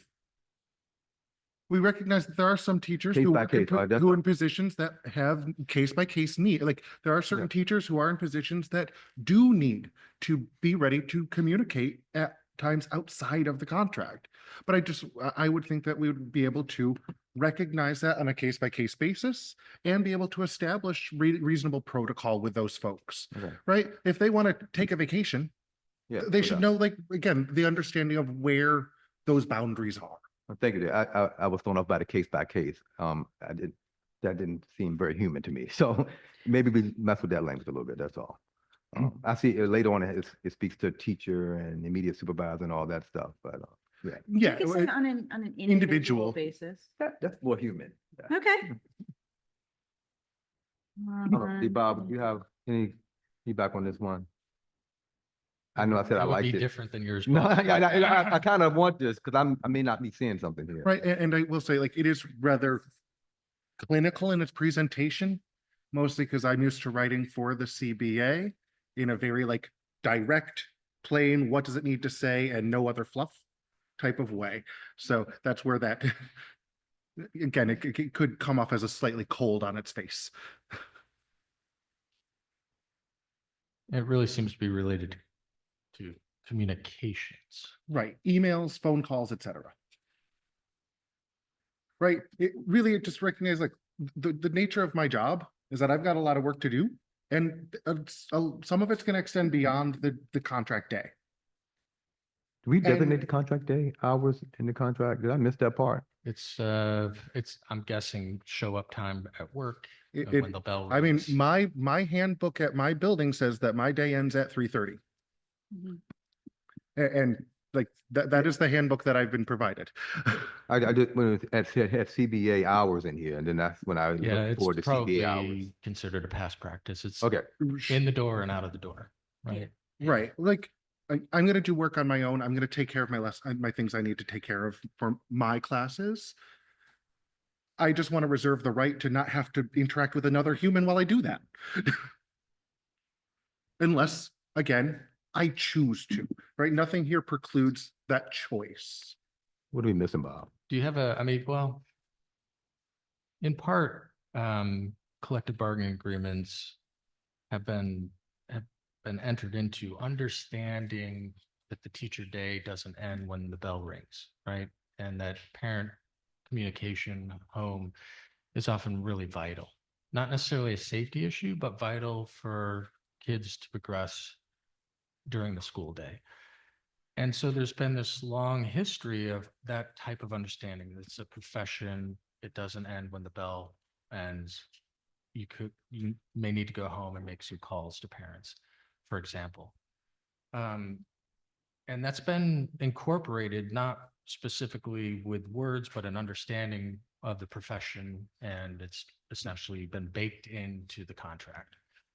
And what you're seeking, I think, is to undo that and to really establish that that's not the norm anymore, that no phone calls home need to be made if the teacher chooses not to. But we still see that as like a vital part of communication home to parents that need to happen oftentimes after school, for example. So one of the things that I think about a lot, and I think that, not to belabor it, we are negotiating our first post-pandemic collective bargaining agreement. We're also seeing an epidemic of teacher burnout. And I personally think that part of that burnout and that burnout cycle and that burnout culture comes back to exactly what you're speaking about, that expectation from society that we do it for the kids and that we should always be available no matter what. If a kid needs you, drop everything at the expense of your own children, at the expense of your family, at the expense of your own personal well-being, at the expense of being able to, like, the number of people who feel guilt over, I went to the gym and I missed a phone call and now I feel like garbage. That is part of why young people look at teaching and say, no, that's not for me. And I think that this is a small way for us to reclaim the humanity of the people who do the work, to say, look, if you're one of those teachers who's going to do that, that's great. But we are not setting an expectation that everybody has to do that. And if you don't do that, you're not going to get in trouble for it.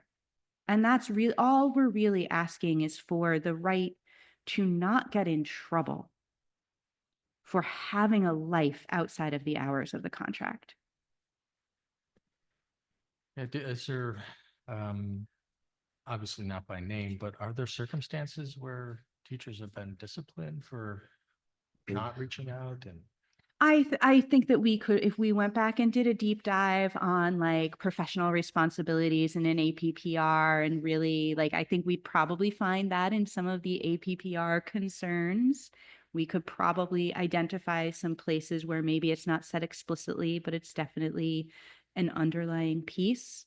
But it's less for me. For me, this all we're asking for is a right to not be disciplined. But for me, this is really more about a culture shift than about the discipline piece. It's about releasing that sense of, I can't be a good teacher if I don't give up everything to this profession. It's giving people that permission to release themselves from the expectation, to release their colleagues from the expectation, to like take the peer pressure out of it. There is very much a culture in teacher life, you know, and it's perpetuated by like TikTok teachers and everything. It's a societal issue of teachers have to give it all. Appreciate that. I think we can probably find some language, though, that allows an understanding that teaching is not a time clock profession, and that it is vital for communication home. And that communication home oftentimes may have to happen outside of the bells that ring in this building. I agree. I mean, it's not all or nothing. It is, though, our expectation that will remain that teachers work hard to build relationships with the families of their students and with communications, emails, telephone calls, etc. And that's not going to happen in a normal 6-hour and 20-minute day. Yeah, I think we need to do some more work on the language. Thank you for your explanation, both of you, because now I have a different perspective on what I read. Because we use policy to change culture all the time. And the culture shift that you just described, well, not shift because you said we're trying to be proactive in something. The culture that you're endeavoring to sustain is not represented in the language I see here. That's all. So I think we both want the same thing, but now that I'm hearing what kind of culture shift we want to make sure we protect, I can see that represented in the way in which it's written. So maybe we can take some more time and counter with some language here. Or we can work together on something to say the same thing. Because I think you said it too, like this is what we're really trying to say here, what we're really trying to do. And I think we both may be struggling with how this language is getting to that. That's all. Would it be helpful to add? No, never mind. So are you going to write the counter? Are you? Me and Bob. Well, no, we will. Okay. Share with you. We will keep going. I think we need to work on. There's a lot of good, but I think we're both saying the same thing. Like there's not enough here to capture the exact thing that you're trying to preserve. And we're trying to be proactive. We don't have an issue we're trying to solve. So Sure. I think my gut reaction here though is I want in this the recognition that I am a human who is a teacher and not a teacher who happens to be human. I am human first. I teach my students. I teach the human first, right? There has to be a part in my life where I can claim my own humanity and say, I need to take care of me first. I can't put the oxygen mask on someone else while I'm dying. Yeah, and so I we- need to be able to draw that boundary sure. and not be afraid of reprisal. Yeah, we appreciate that the society has changed from 20 years ago, right? And that it is the communication is 24/7, 365 without any let up. We recognize that, and we want to help come up with language that does set parameters and boundaries. It's just our sensibility is that those boundaries don't start at the final bell of the day. Right, and that there has been developed over time, long before the 24-hour cycle of communication with emails, that the teacher day doesn't end when the bell rings, and that there are some expectations to do things from home that mean communication with parents. And so I don't feel like we want to give that up. And yet we do recognize that there does have to be limitations. This isn't giving up the right or even expectation that those things happen. What it's saying is that you're not going to be held, you're not going to be disciplined. Right, and we have there are cases where teachers have been brought in for not immediately responding to email. Like it's not like. No, we agree. I agree. As someone who doesn't immediately respond to emails, I agree that's not something that is a reasonable expectation. I think we can come up with some language that really does put some sensibility back into when can I finally say to my family, I'm with you for the rest of the night, unless there's a security issue. Sensibility, but also sensitivity. Huh? Sensibility, but also Yeah, sensitivity. we may, Oh, sure. even link to our communication protocol that we've developed here, which speaks to expectations this community has, our organization has for Yeah. communication. So And that's I- for 3 days. I think that the communications protocol is actually Yeah. key to this. Yeah. And I think that, Yeah. I don't think that we need to actually leave this table. I think, and like take this away and bring it back another day. I think that that might be the way to rewrite this proposal. It was very. Yeah, we've done this. And that's in recognition of humanity. It would be inhumane to tell someone you're in trouble for not responding to an email immediately. So what if, And we have. because this doesn't seem like it's going to be too hard to reach agreement on. And that doesn't always read with parents who, right, where the urgency is here, right? Because anxiety is a thing, right? So like, and then when that parent contacts my building leader to say, oh, you didn't do it within the 3 days. Well, you didn't respond to me. I emailed, you didn't respond. I went to the leader. Now we're on day 2. And if I've got a 3-day window, I've already got a parent who's upset with me and with my building leader because So like, we can what both if, recognize that boundary and it can still backfire. so what if the first paragraph were to be changed to include teachers will be held to the standards of the communication protocol, of the district communication protocol, which I push out to people all the time Yeah. and I think is Awesome. great practice.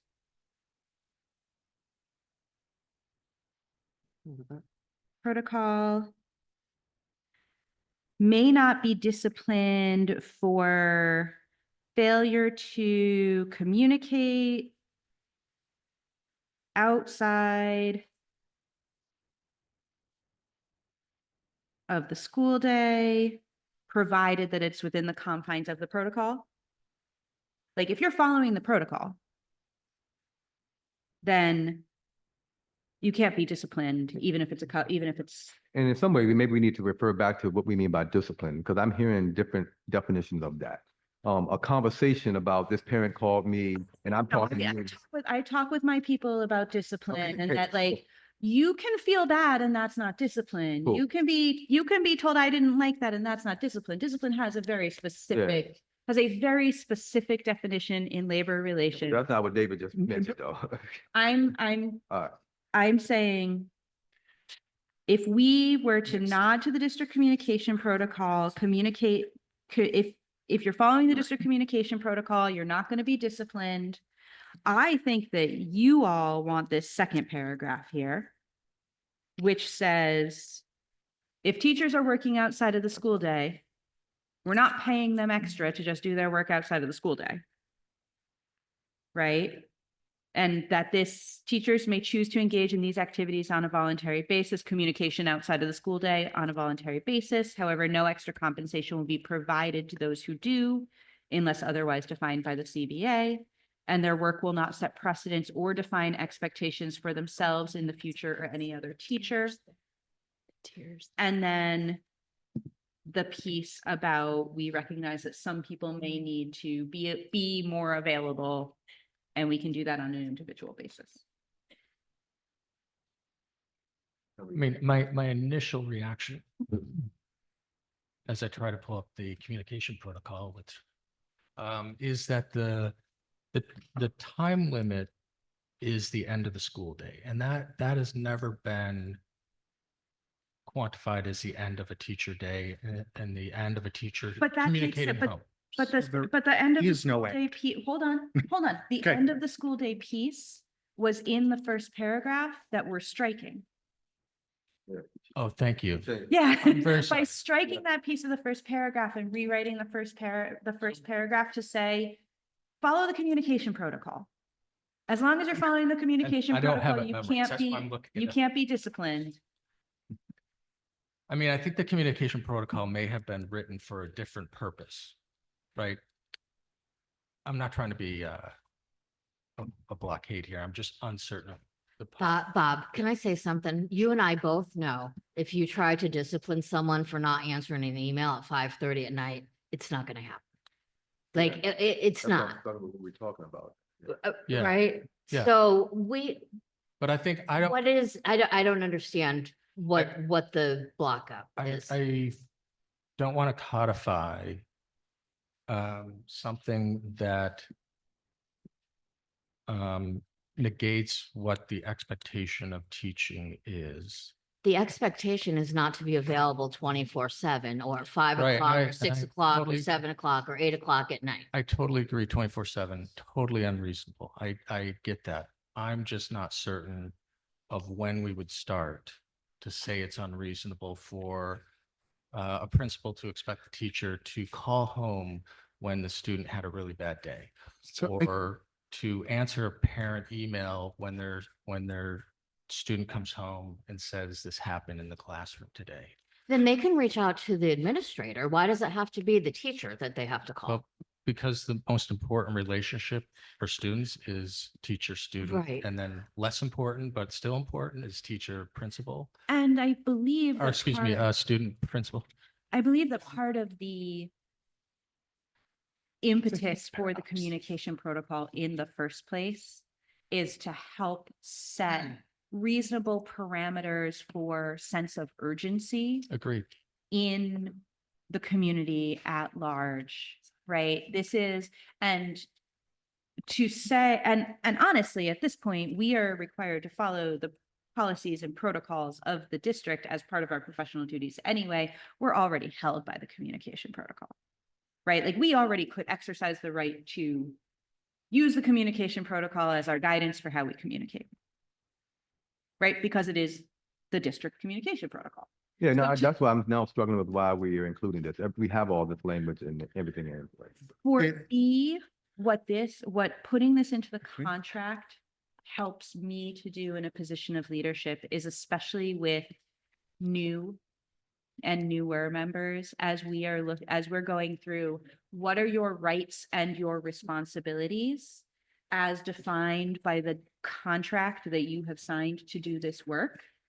It gives us the text to be able to say, this is the expectation of the rights and responsibilities around it. So if we're already doing it, and we already know that we're not going to be disciplining people for not answering an email at 5 o'clock on a Saturday afternoon, and we already have the protocol that we're already holding people in place of, that seems to be that the only obstacle still remaining in the conversation is whether or not to pull the different pieces of writing together into one place. Right? That's what we're doing. Yeah. But doing it on the fly at the table, and Bob looked at the communication protocol, you're writing, David's talking to me, like that's what I think we're struggling with right now. We just need to put something in writing that we can then If wordsmith. you give me 10 minutes, I can have this in writing and bring it back to the table. We can, I want to be cognizant that you wanted to move through a number of items tonight, and I'm not trying to delay us for any reason, but. But we want to resolve a number of items. Yeah, well, I mean, we certainly will try. I think artificial deadlines are not good for resolution, right? It's based on conversations, but so 8 o'clock is, fast approaching.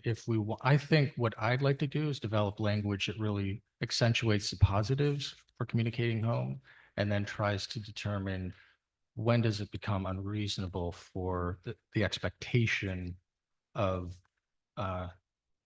communicating home. Like, no one expects you to answer the phone at 10 o'clock at night from a parent who's mad.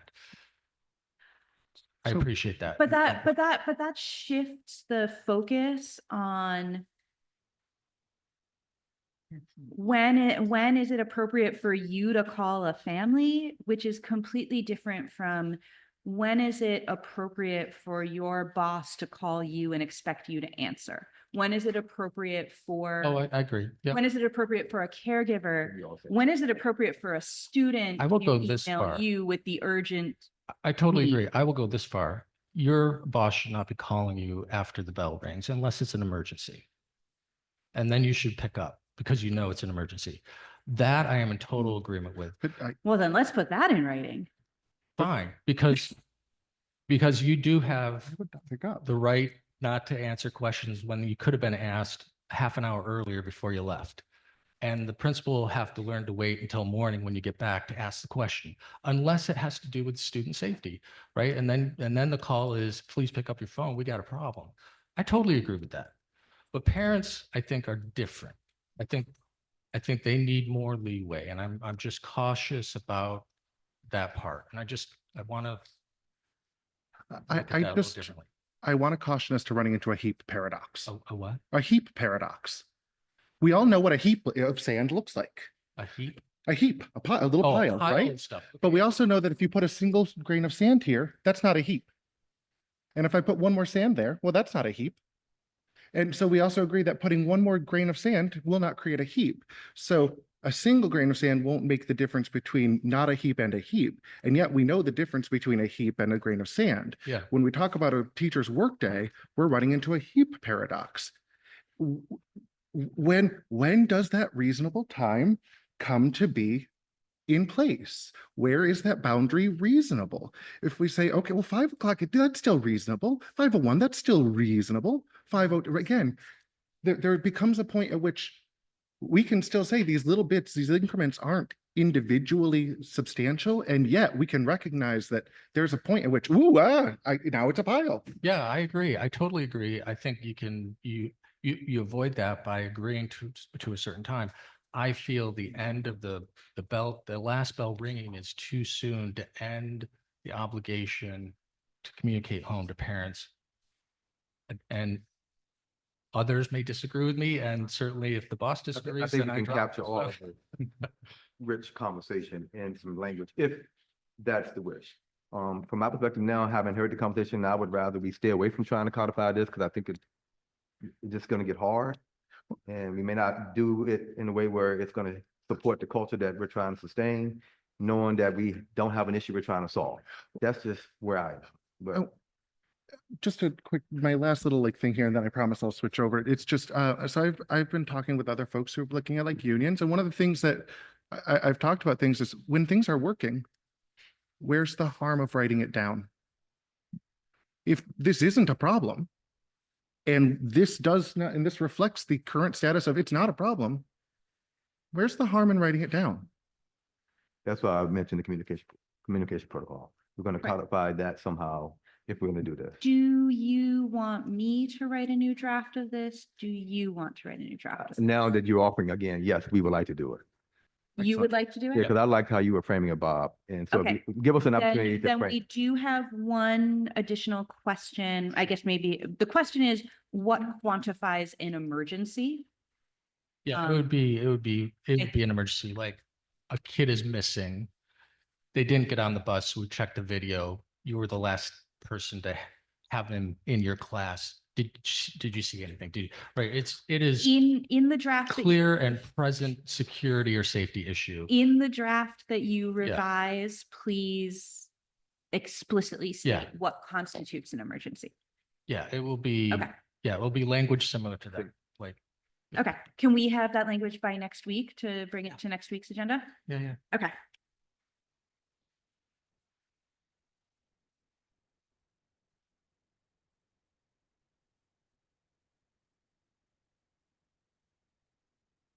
Okay. Proposal 29. You have seen it before at many negotiations prior. It is the 40-minute lunch. All teachers should get a 40-minute lunch instead of the state mandated 30-minute lunch. Right now, we currently have inconsistencies, particularly at the elementary level. Some classroom teachers will get a 40-minute lunch while specialists and RSPs get a 30-minute lunch. Depending on which secondary school you teach at, the length of your lunch is different because it can be no shorter than a scheduled class period or a scheduled lunch period. So just some consistency.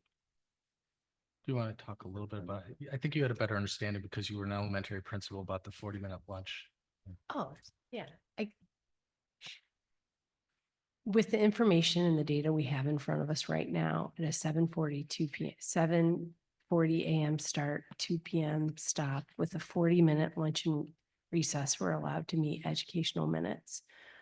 I would propose we maintain the 30-minute in accordance with labor law, because we're going to need that as we're thinking of creative solutions for co-planning. As far as consistency across secondary schools, I can say DeWitt and Boynton, for example, are going to have similar schedules next year.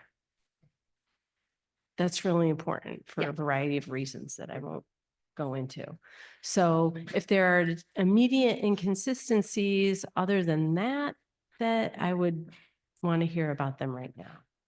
But I think a 30-minute, and again, I'm also staying open to what educational minutes look like and that legislation looks like for us in our field in the coming years. Okay, so just for the folks listening at home, in the current instructional minutes we have, this would not be something that we could make happen. Correct. Okay. I'm gonna invite Gina down.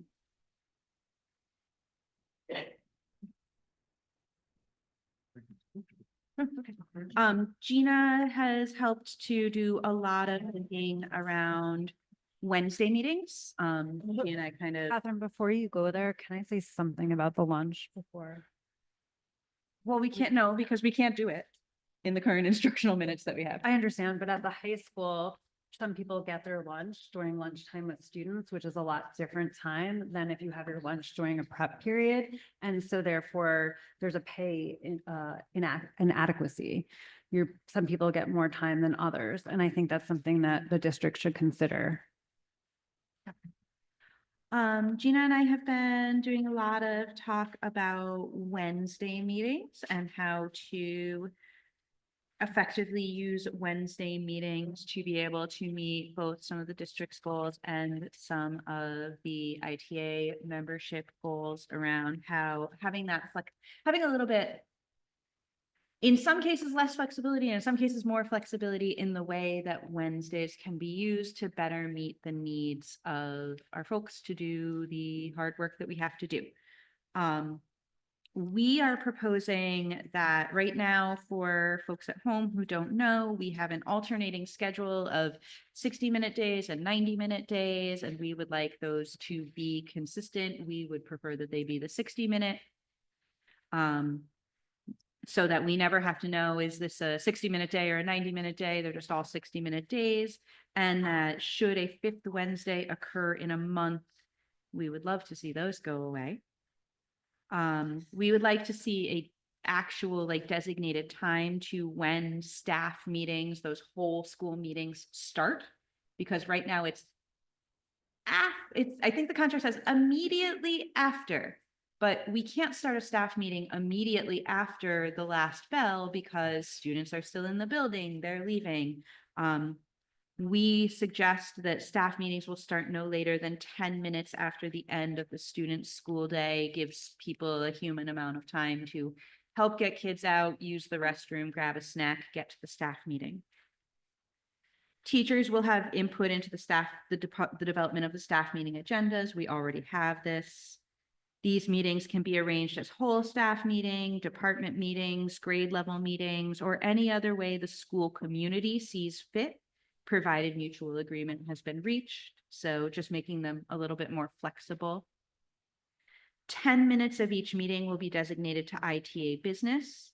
This time can be at the beginning or end of the meeting as determined by mutual agreement of the building leader and the ITA membership of the building. We then have professional responsibility days. So in the first part, we are saying that those days that have previously been used for PLC, just to shift those to professional responsibility so that they are days to get all of the work that needs to get done that can't be done with kids in the classroom done, as opposed to the meeting with a specific group to engage in whatever project-y professional development pseudo kind of thing you're doing that at that time, just time to get the work done. Professional responsibility days would be used as extra preparation time. We did write this kind of with a, let's say what professional responsibilities are, which we have kind of backed away from a little bit. So we might need a little bit of revision there, but in the spirit of 2 staff meetings a month, 2 are, we stay to get stuff done. Teachers who have other professional responsibilities during these meetings, so our athletics coaches already get excused from these meetings, or are enrolled in graduate classes or other classes to maintain teaching certification, will be excused from these meetings for the duration of their conflict. We currently do that on a human by human basis. If you know to ask your principal, like, hey, I'm in this grad class and it has to meet on Wednesdays, and we have this staff meeting, principals will often say, yeah, cool. But we'd just like that to just be a given, that if you're enrolled in a grad class that meets on a Wednesday, you're going to go to the grad class. Or a class to maintain your teaching certification. Teachers who teach less than full-time will attend meetings proportionally to their FTE. We do already do this. Itinerant teachers who teach in multiple schools will attend staff meetings proportionately to their FTE. So if you're half-time at Fall Creek and half-time at Caroline, you attend half of your meetings at Fall Creek and half of your meetings at Caroline. We already do this. Teachers who work part-time teach during 0 period and or are not regularly on campus immediately before these meetings will be expected to attend staff meetings on the 1st and 3rd Wednesday of the month, but will be compensated for their extra work time at the overtime rate. These teachers may flexibly schedule after-school professional responsibilities to meet their 60-minute requirement on the 2nd and 4th Wednesday of the month. Currently, if you teach 0 period and your day, and you explain it, you do it. I teach 0 period. And that means that I'm supposed to be able to leave early 7th period because I've already maxed my day because I started earlier. So I leave earlier. But on Wednesdays, I get no extra pay to have to stay during 7th period in order to wait for my colleagues to finish to be at the meetings. And then the district will establish up to 5 Wednesdays a year for district-wide department meetings. A sample list of district-wide department meetings may include, but is not limited to, special education, reading, art, music, PE, ENL, and teacher librarians. Some agendas for district-wide department meetings will be created by administrators, but attempts will be made to collaboratively form agendas. And that is the whole purpose.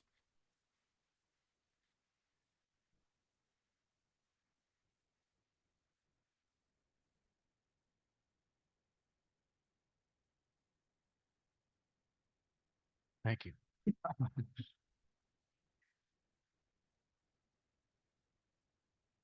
I jump in? All right. Okay, so let's look at the number 9. The district will establish up to 5 Wednesdays a year. So that would, if I'm reading this correctly, based on number 1, that would be, what Wednesday would that happen? Do you have a vision, like the last Wednesday of every other month? Because right now, here's my concern or my question behind my question. So right now, if we want to launch, say, a literacy program K2, we've got all staff on contract. They're not competing with a second job, or they know. I have the 1st and the 3rd Wednesday, so we can have literacy be the topic of the staff meeting. With this, it feels like we're competing against each other. I want to have these department meetings right now. They're on the 5th Wednesday. If we kill that 5th Wednesday, I want to be realistic. That means we're only going to have 1 staff meeting for district, or I should say for principals, 5 months out of the year. Are they required or elected? Like, are people opting in, or are we designating who's going? For the ones which? that you want to do. The 5th Yeah. Wednesday? Yeah. Those right now, I'll say today I put optional on it. but I don't know what the So past we- practice has been. So. I don't we- want, Yeah, yeah, we didn't specifically say which ones. okay. I think my question is really if it's opt-in, those professional responsibility days seem appropriate. If it's required for everybody, the staff meeting days seem appropriate. Right.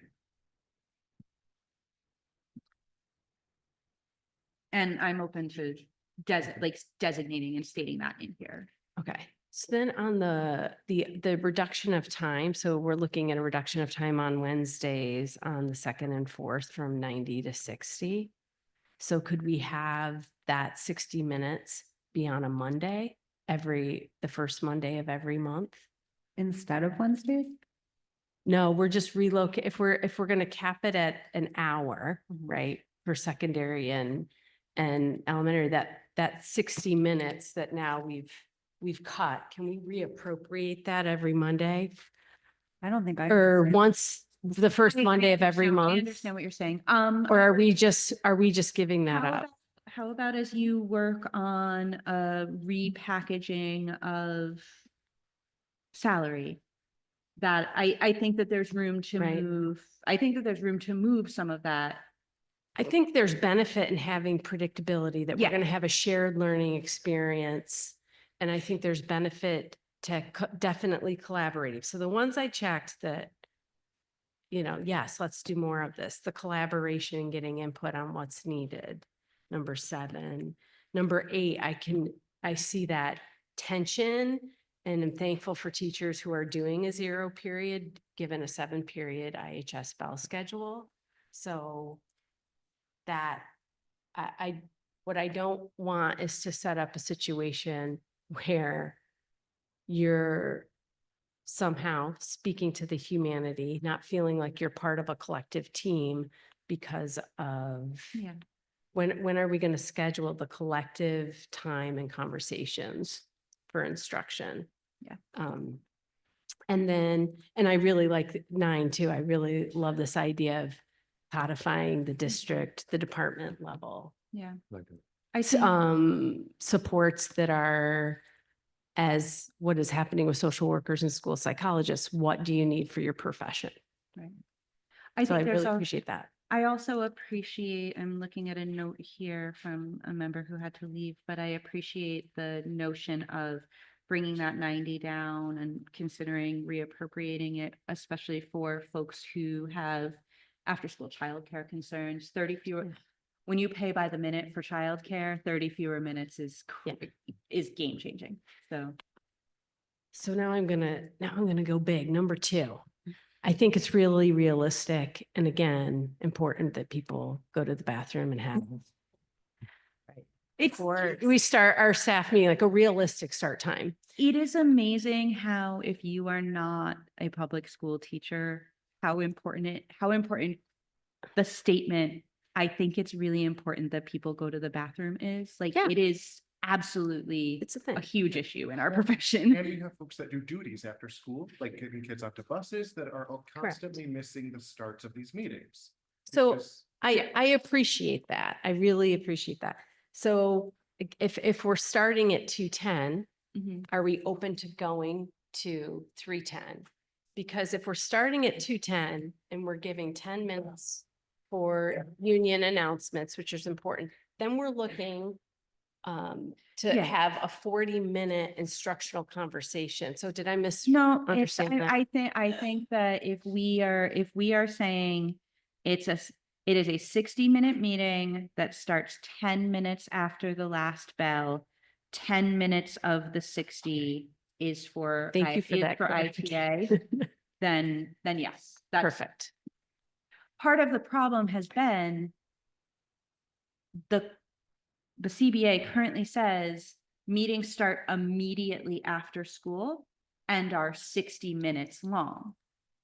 So when the meeting functionally doesn't start until 15 minutes after the end of the school day, but people are planning their lives around 60 minutes immediately after the last bell, that really cuts that time down. So having defined start time is part of it. Can you help me with number 8 again? what is it that we can do to solve? I mean, the way I'm reading it, anyone who teaches 0 period, we're paying an overtime rate. No, you're not. Okay, so then just say it to me one more time then. I'm not being No, compensated. that's the proposal. He's saying in the proposal. Yeah, in the you would proposal, be you're paid. asking for anyone teaching 0 period to be paid overtime. Yes.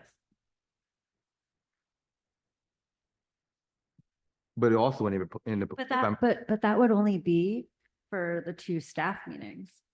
Because the other Wednesdays, if we're following this, teachers are using that time for the emails, the phone calls home, the other things that are teachers' responsibilities, the letters of recommendation, all the other things that come our way. You're giving us autonomy that you believe in our master degree brains that we can manage our own time at that time. And so we are giving our time, but using it how we need to get our job done. And so therefore, I'm on my own time. I stay my hour, which can start during my 7th period, and I just get to go home a little bit. So I still get to leave before my colleagues, but I'm still staying my required time to get my work done. I mean, in reality, you can't start a staff meeting. They can't start a staff meeting early, even though their workday is done. Yeah, I get. Dr. Brown, can we maybe take just 2 minutes for a quick caucus on? Yeah, that because one? I gotta figure Okay. out, yeah, that'd be all. Okay. Or, I'm recognizing that y'all haven't eaten. Some of y'all ate, some haven't. We're good. You good? Yeah. All right, you don't need the time to eat. No, we're good. Maybe I was leading because I kind of want to Do eat. you? It's like I'm talking to my kids. Don't you want to eat?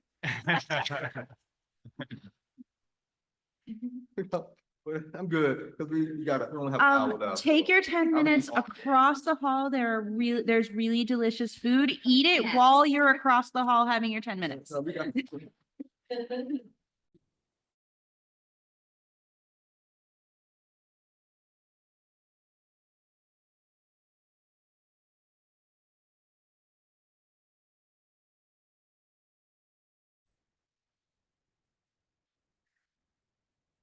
Welcome back.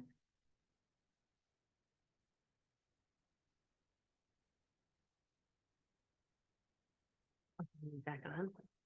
Back. Okay, Ready, yeah, thank you. awesome. Okay, let's start with the ones. Can I read through where we think we need no edits on this? Wednesday meeting.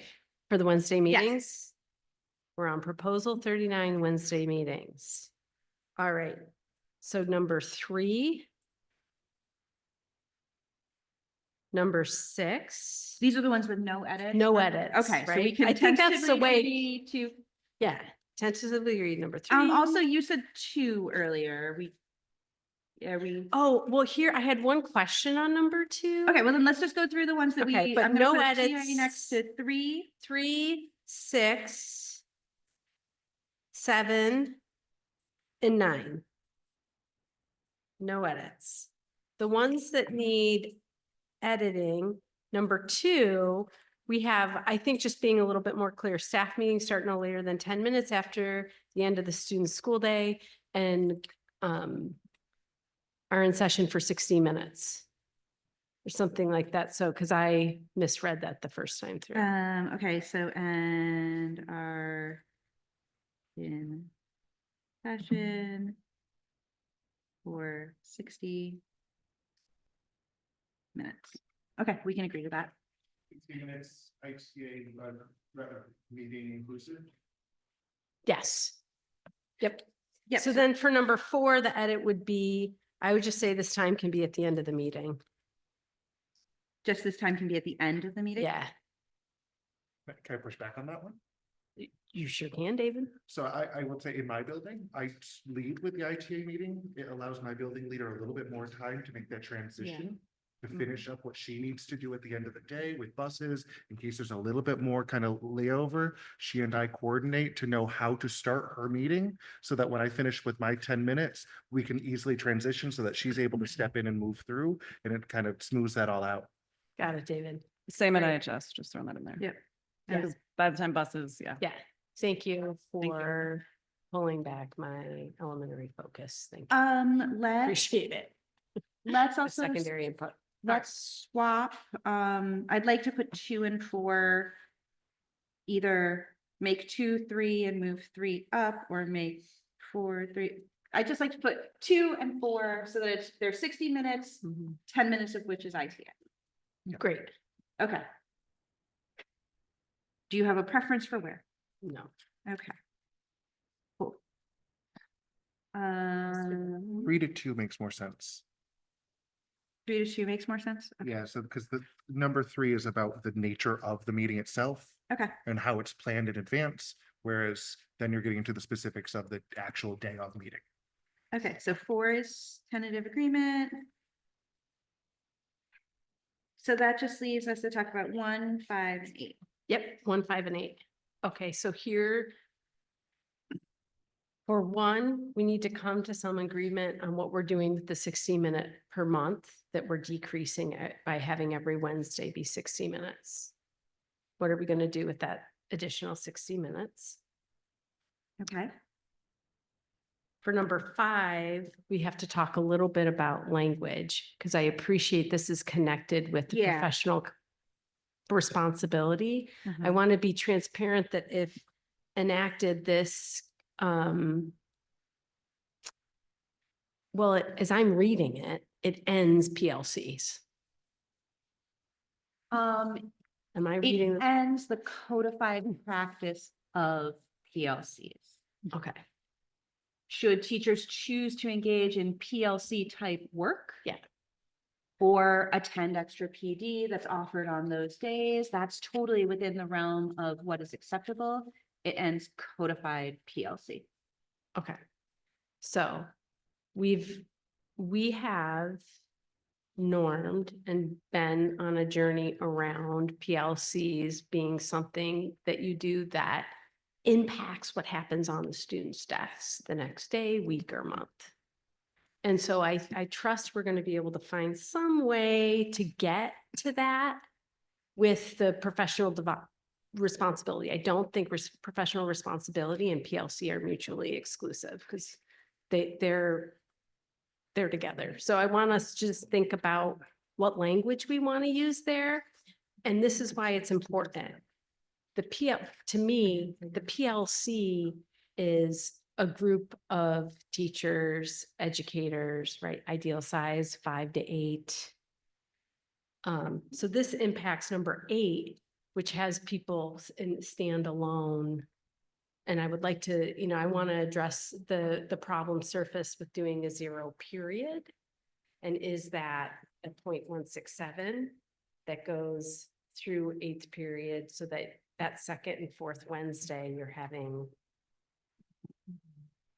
Can you, a team can you time? explain that part a little more? I'm having trouble following that. Oh, okay. Yeah, I'll do my best. I'm sorry. So right now, so if you start, so at the secondary level, and correct me if I'm wrong, if you start a 0 period and you're ending a 7th, we have this tension on Wednesdays, essentially, that there's a period in between.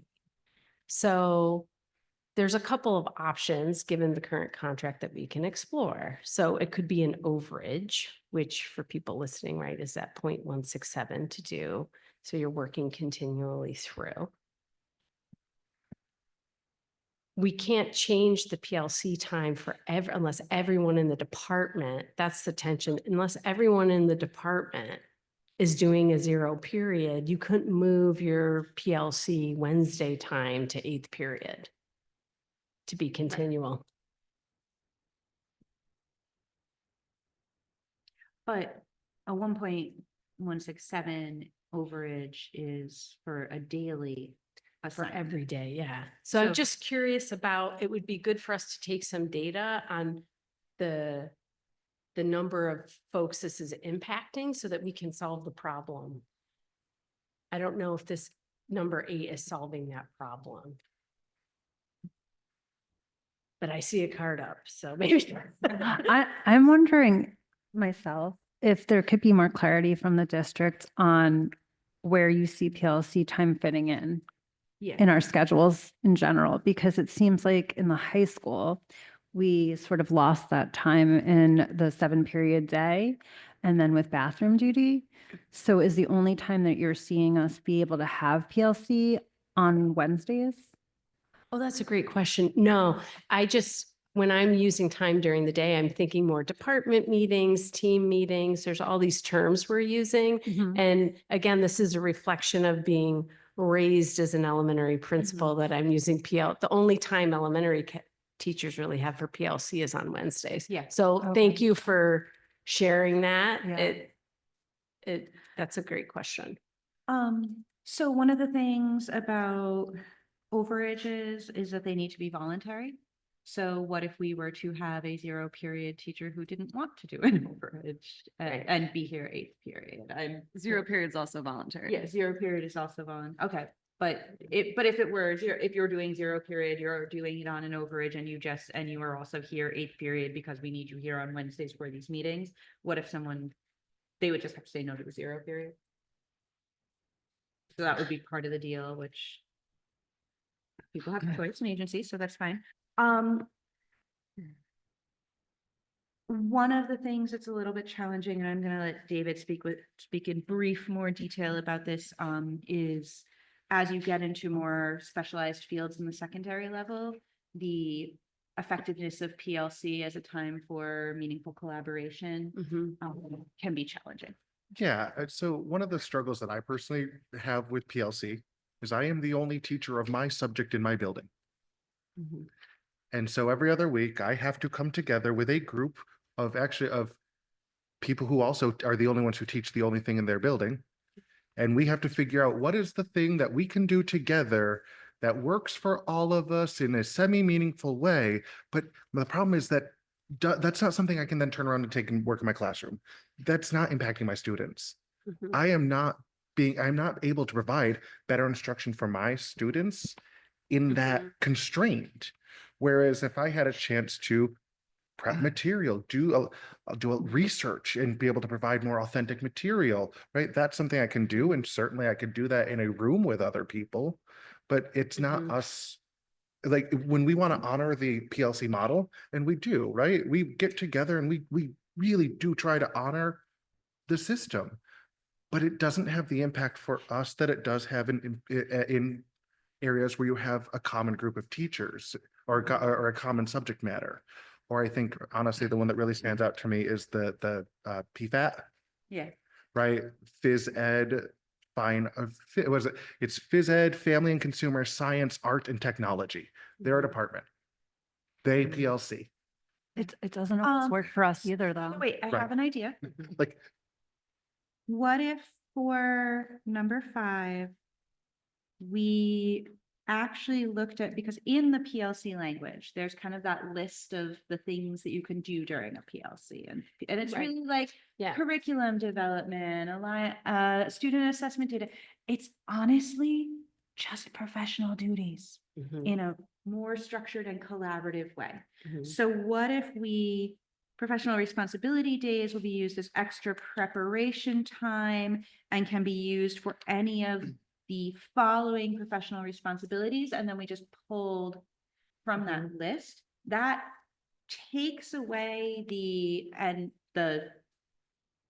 required collaboration and the cycle of continuous self-improvement piece, but still includes all of the professional responsibilities that are typically done through PLC anyway, and gives those PLCs that are really like cooking with gas and love doing that work the way that they've been doing it for years, the go ahead to continue doing that, while releasing some of the people like David's describing from the responsibility of doing that thing to be compliant when their time could probably be better used to do the other pieces of their job in a less collaborative manner and have great student outcomes.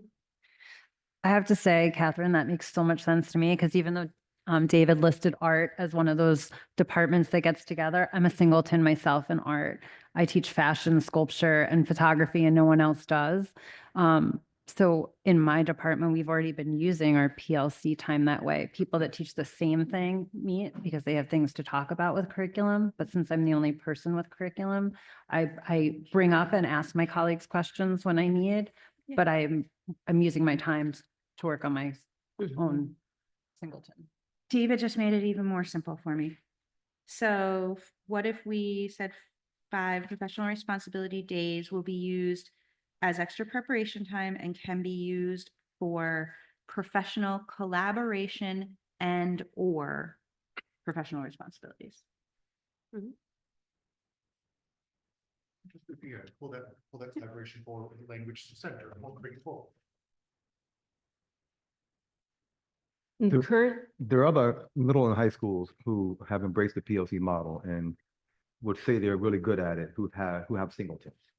And while I think we're getting to a good place, I would want to talk to some of those folks too, because as I've learned from them, they're using that opportunity to work with colleagues as we're writing here, and they're creating a new case study that is interdisciplinary and across. Like, I fear that if we or not you, but there could be a new teacher who's a singleton who will just go off and work alone and not work with colleagues in a way that's going to produce something to benefit young people So I in the can, way PLC is supposed to be defined. I can assure you that this proposal is in keeping with the will of the educators because we workshopped it with our teachers, we voted on it, it's gone through Democrat. So like, at this point, I think the only people who you would need to worry about stepping on the toes of would be building leaders. But it's our agreement and this passes the will of the majority of membership. And what I like about saying professional responsibilities and professional collaboration, it leaves the opportunity to do all those great things while just putting a little bit less, while making it more flexible, quite honestly. so one thing I've really appreciated about the current PLC schedule is, or the current PLC structure is the looking at student work, for example, in the feedback loop or the development of assessments, right? Which are things that can still happen in the language you're proposing. The schedule also, or the current contract also has that PLC notes can be given to the building leader for a feedback loop for them. I'm like, okay, I better, there's interest in case study work on braiding sweetgrass. I better write a grant to help support that, for example. These are some of the things. So how do you see this growing the collaboration between our collective, between educators and building leaders? So you just took me back in time. So I have been working here for long enough to remember what Wednesdays looked like prior to implementing PLCs. And let me tell you, we did PLCs prior to PLCs. Like I sat with a reading group with Mary Baker, and someone found a thing that they were passionate about. And they said, hey, I found this book. I want to talk about it with some people. Like at a staff meeting, they're like, I want to do this thing. Does anyone want to do it with me? We're going to do it for 6 weeks.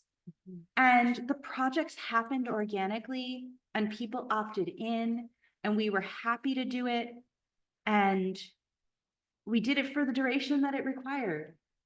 And then when it was done, we moved on to other things. And some people moved on to other things. Some people just went back to I could really use a couple weeks to catch up on grading. And they did it. And it was organic and spontaneous. And people did it because they were moved by the passion and the desire and the lifelong learning.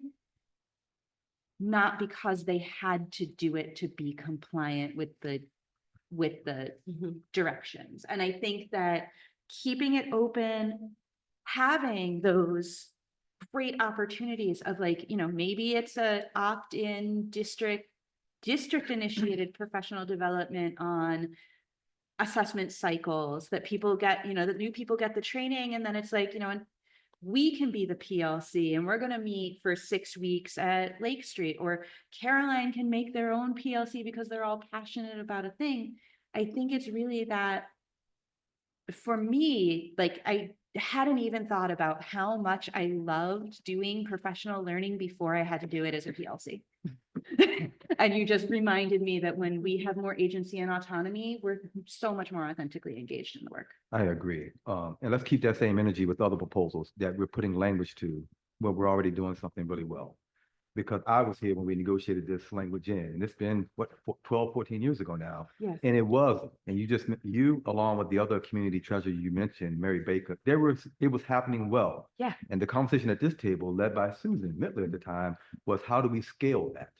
And how do we make sure that happens everywhere? Because right now we have it done in pockets, and we went to the contract and the language to do so. And what you just said was so beautiful, and how the language then shifted the culture to compliance. I completely agree. However, I want us to remember that as we talk about some of these other proposals, and as you hear us push back against why are we codifying this? Because we are not trying to solve a problem, we're just putting language to something that could produce some unintended consequences. Sorry for that history lesson, but we've spent probably 8 sessions talking about PLCs and how to put language in place to scale what you just described. And sitting here now, I'm realizing that we created a compliance model that may not be working for everybody. Even the notion around notes, because we've struggled over my tenure here about an administrator being able to ask for, what are you doing? And can you show me? And all of a sudden that became an issue, whereas before it never was. Mhm. And it became an issue because folks went to the language in the contract. I don't know what I'm trying to say other than just be the historian. And I wanted to be careful with the language and It was a contract. collective approach. We want a Yeah. conflict that, we want a contract that's going to grow Go. collaboration and for the benefit of. And I think that to that end, Yeah. all we need to put in is that this time can be used for professional collaboration Mhm. as the contract language. And then the action plan has to be, how do we plant the seeds and tend the garden of professional collaboration? That's not a contract issue. That's an organizing issue. That's a collaborative, making it happen issue. But I like, because also for some people, like, oh my goodness, if you are a fairly new person, fairly new teacher, who's also going to grad school, who has little ones at home, who don't sleep well, oh my goodness, just an hour every 2 weeks to catch your breath and like pick up the papers on your desk and like clean up your classroom. What a breath of fresh air that could be for a person who's drowning. I like that this lets both needs be met by keeping it more flexible. So I just wrote down something you said around an action plan. So we just need an action plan with number 5. What's gonna, those, and that happens in conversations. That's something, You want to put action plan into? no, I just Okay. wanna, I think it's important for us to acknowledge that we can't solve every instructional need through a contract. Right. But what we can through the discussion is elevate what we want to prioritize. And we want to prioritize people feeling really excited about the craft of teaching. Sure. And that's something that on our end, with a solid action plan, we can amplify and we can encourage that collaboration. So Yeah. that'll be, a Right. down the line. Because as much as we would love to say, we're going to reach a tentative agreement, we're going to sign it, we're going to ratify it, and everything's going to be great. No, the next stage of this is, okay, how do we actually now make it happen? The things that we agreed to. So that is a good note for the future. Yeah, just, for number 5. So I'm not sure what we ended on how, right? We ended on 5. Professional responsibility days will be used as extra preparation time and can be used for completing professional responsibilities and engaging in professional collaboration. Great. Thank you, Catherine, for taking. And that. or, I'm And sorry, I was like, I thought the order. and or engaging in professional collaboration. Okay, now do we tackle 1 or 8? Yeah, what do you want to do with 1? Or do you want to add those, or what are you thinking? I think that with 1, we say 60 minutes have to go somewhere. It's probably going to go into something related to salary. And that's really all we can say until we can work on that. But that gives 60 minutes that we're already being, that gives us, Gives you money. gives you a little bit more money to play with on that salary counter. Hold on. How we getting money again? Because you're freeing our time Like that you in already time. paying Right, for. I got it. So that, Because you have 60 extra minutes for every person per month. And then, yeah, 8 for the 0 period teachers. So, I've already spent that 60 minutes 8 times, so I don't want to move on. For number one. So really with the 0 period teachers, because we just said that professional responsibility piece, Yeah. we really only have to figure out on the 1st and 3rd Wednesday of the month, when there's a 1st or 3rd Wednesday of the month. When there's What about that Yeah. that one period for 0 period teachers? What would you propose? That's not us managing more timesheets and folks missing a staff meeting. That's important. I have an idea, but can I caucus for a second? Let's depend. You sure can. I've already eaten now. I'm ready to finish up. For district. Like they can use those, and if they can't use those. Oh, that's a lovely idea. I didn't want to say. I mean, it they're gonna without- time sheet, they're gonna time sheet for number 1. Yeah, but I was Gonna be a time. Yeah, that's a good idea. Propose. Okay. I have permission to propose it. Dr. Brown.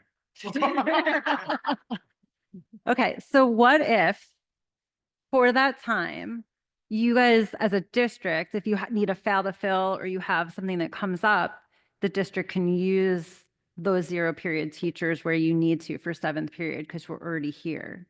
And that way we're being paid to do something. Yes, but if you don't have an obligation, then we'd be time cheated.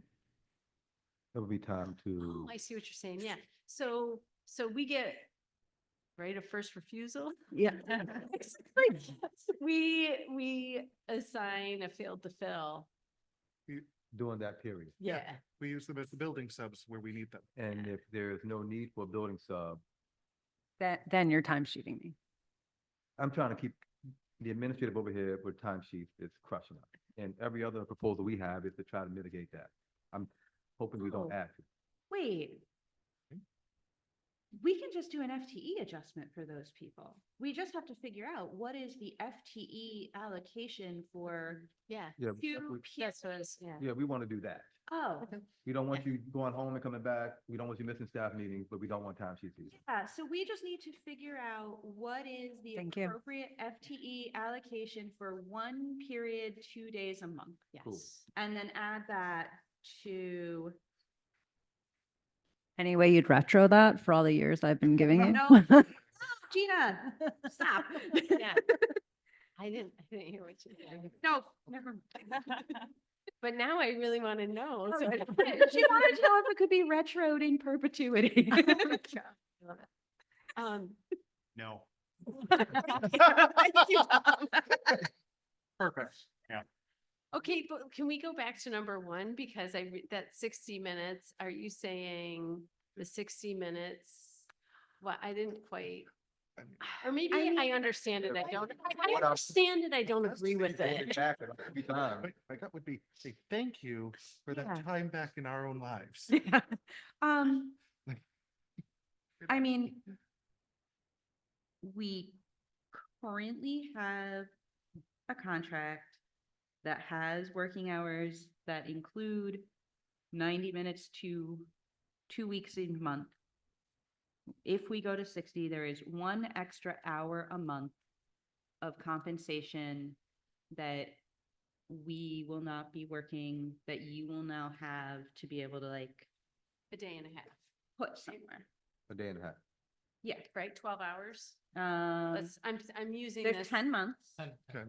So 10 10 months. hours, 10 months. Okay. hour a month. 10 So, hours. yeah, A so day. 10, so there's 10 extra hours Wondering. over the course of the year. Should I?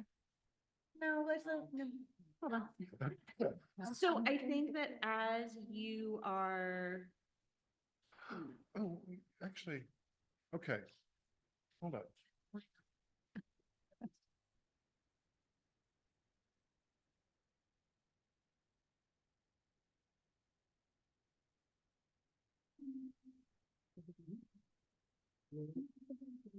I think we just. If they were the students in their class Right. right now. Honestly, the big problem that we need to solve is salary. Let's put the money into salary. I heard that might be an issue. You heard it? Yes, you heard. You don't even understand what that is. I don't even- Okay. Yes, I think we put the money into salary. And you're working on the next counter. So how are you putting that? So figure out how you're putting the money into salary.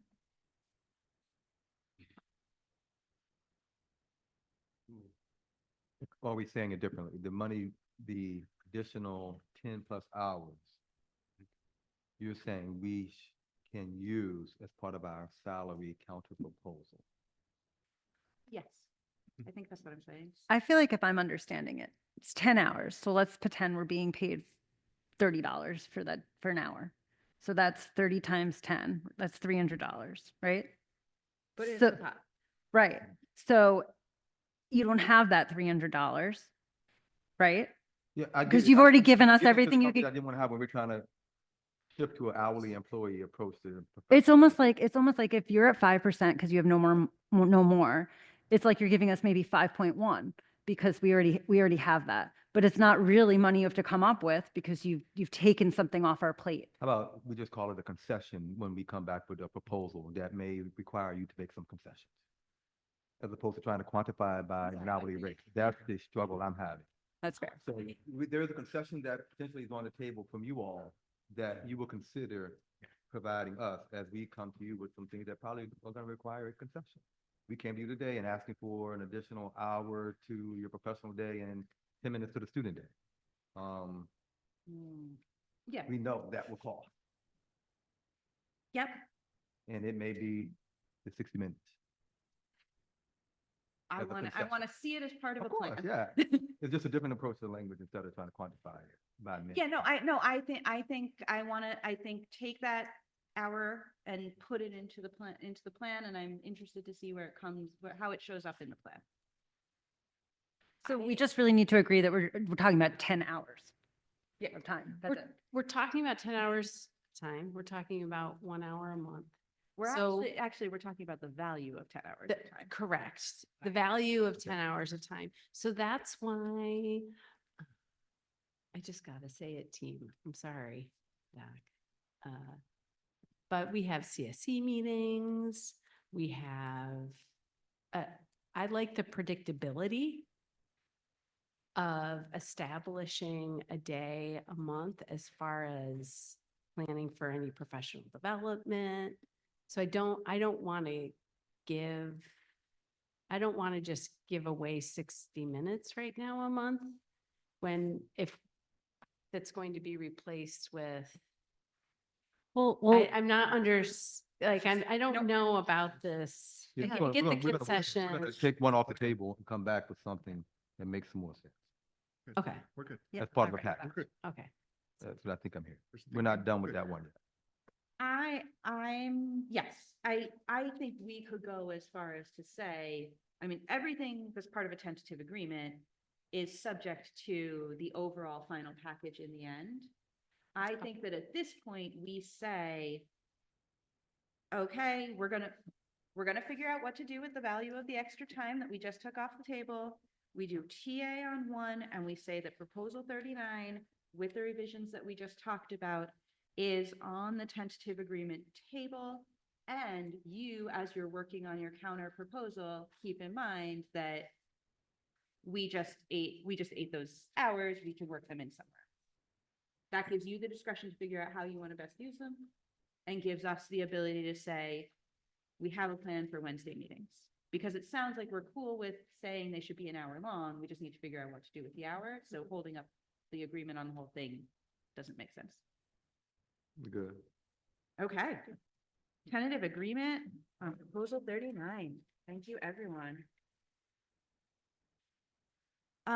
Okay, proposal 44 is around clarifying the responsibilities of teachers on special assignment. And this one is mine as one of the very few remaining teachers on special assignment in the district at the moment.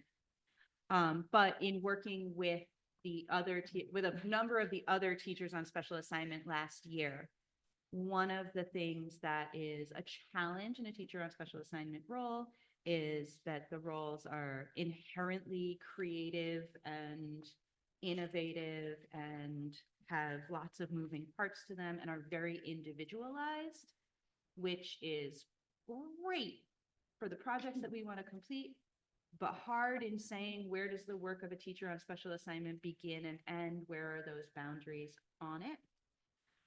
What this proposal does is item 1 just says that by October 1st, the teacher on special assignment and their immediate supervisor will outline the tasks that the teachers, what is the job that the teacher on special assignment is doing.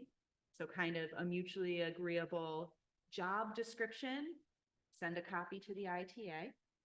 That way, if at some point a TOSA's like, I think they're making me do too much stuff, we can go back and say, well, this is what you were supposed to do. Are you within the boundaries of that? They can always change through written agreement between the parties, but that basically it just says, this is the job you're doing this year. Item 2 is just the same. Talks about how TOSAs may request a non-traditional work schedule. Once action is taken by the supervisor, the schedule remains until the end of the agreed upon period of time, but also understanding that sometimes in some TOSA positions, there's like a maximum that you can flex that time and still get the job done. Like there may be a season where like that particular position needs like 60 hours this week because of unavoidable deadlines, or special events that teacher on special assignment needs to be a part of, that it just sets up like, at what point are we talking about overtime for that person as we would any other teacher who's doing their work outside of their contract. And then item 3 is that TOSAs will be appointed by the district on an annual basis. So they're all 1-year TOSA positions unless otherwise noted elsewhere in the CBA. TOSAs will be notified whether their position will continue into the following year and whether or not they will continue in their position in the following year by June 1st. And that if a TOSA will not continue in their position, they will return to a position in their most recent tenure area. And if they've been tenured in multiple areas, reserves the right to offer them position in either of those areas and some agency in where they go back to.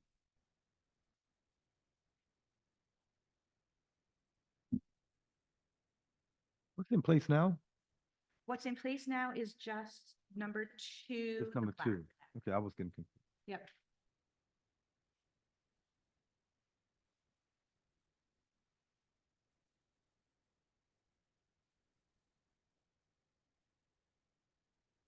I struggle with this early on. I mean, we didn't have much conversation. The work beyond their CBA obligated hours, they would be compensated at the overtime rate. Again, we don't have many TOSAs right now, but I'm remembering a time when we had TOSAs and the primary focus of that role was to do professional development after school. Right, but it's their rate, it's their hours that they develop. So number 2 is you and your boss will determine what are your hours. And 2A just says, in the event that you go over those hours, that you have to go over those hours. Gotcha. Because a TOSA always, this is one where it's like, where because it is a TOSA, it could be one of those positions where it's like, hey, looking at this week, there are these 3 events that I know are going to take 20 hours at the end of the week. So I'm not going to come in on Monday. Are you cool with that? And it's like, yeah, I don't want you going over 40 hours. Or like, no, I really need you here Monday. I realize I was going to put you at 50 hours. I'm going to sign off on your 10 hours. And it has to be a discussion. Got it. I think Catherine's asking for. No, my job is. Yeah, that was gonna be my second thing, because you were at a lot of board meetings. Mine's different. All right. Okay. I'll ask you every time I'm going to work. over Yeah, you be 40 sending hours. a timesheet to NICE. No, but for other people. You may be the only one or two, yeah. Couple. Yeah, I'm good. with it, man. We're good with this? Okay. Thank you. 44 is tentative agreement, yes. Okay, number 46, our team who's been working on this actually asked us to skip this for tonight. They may want to work on a few revisions on this before we have more discussion about it. So I'm going to invite my friend Meg down to talk about teacher librarians.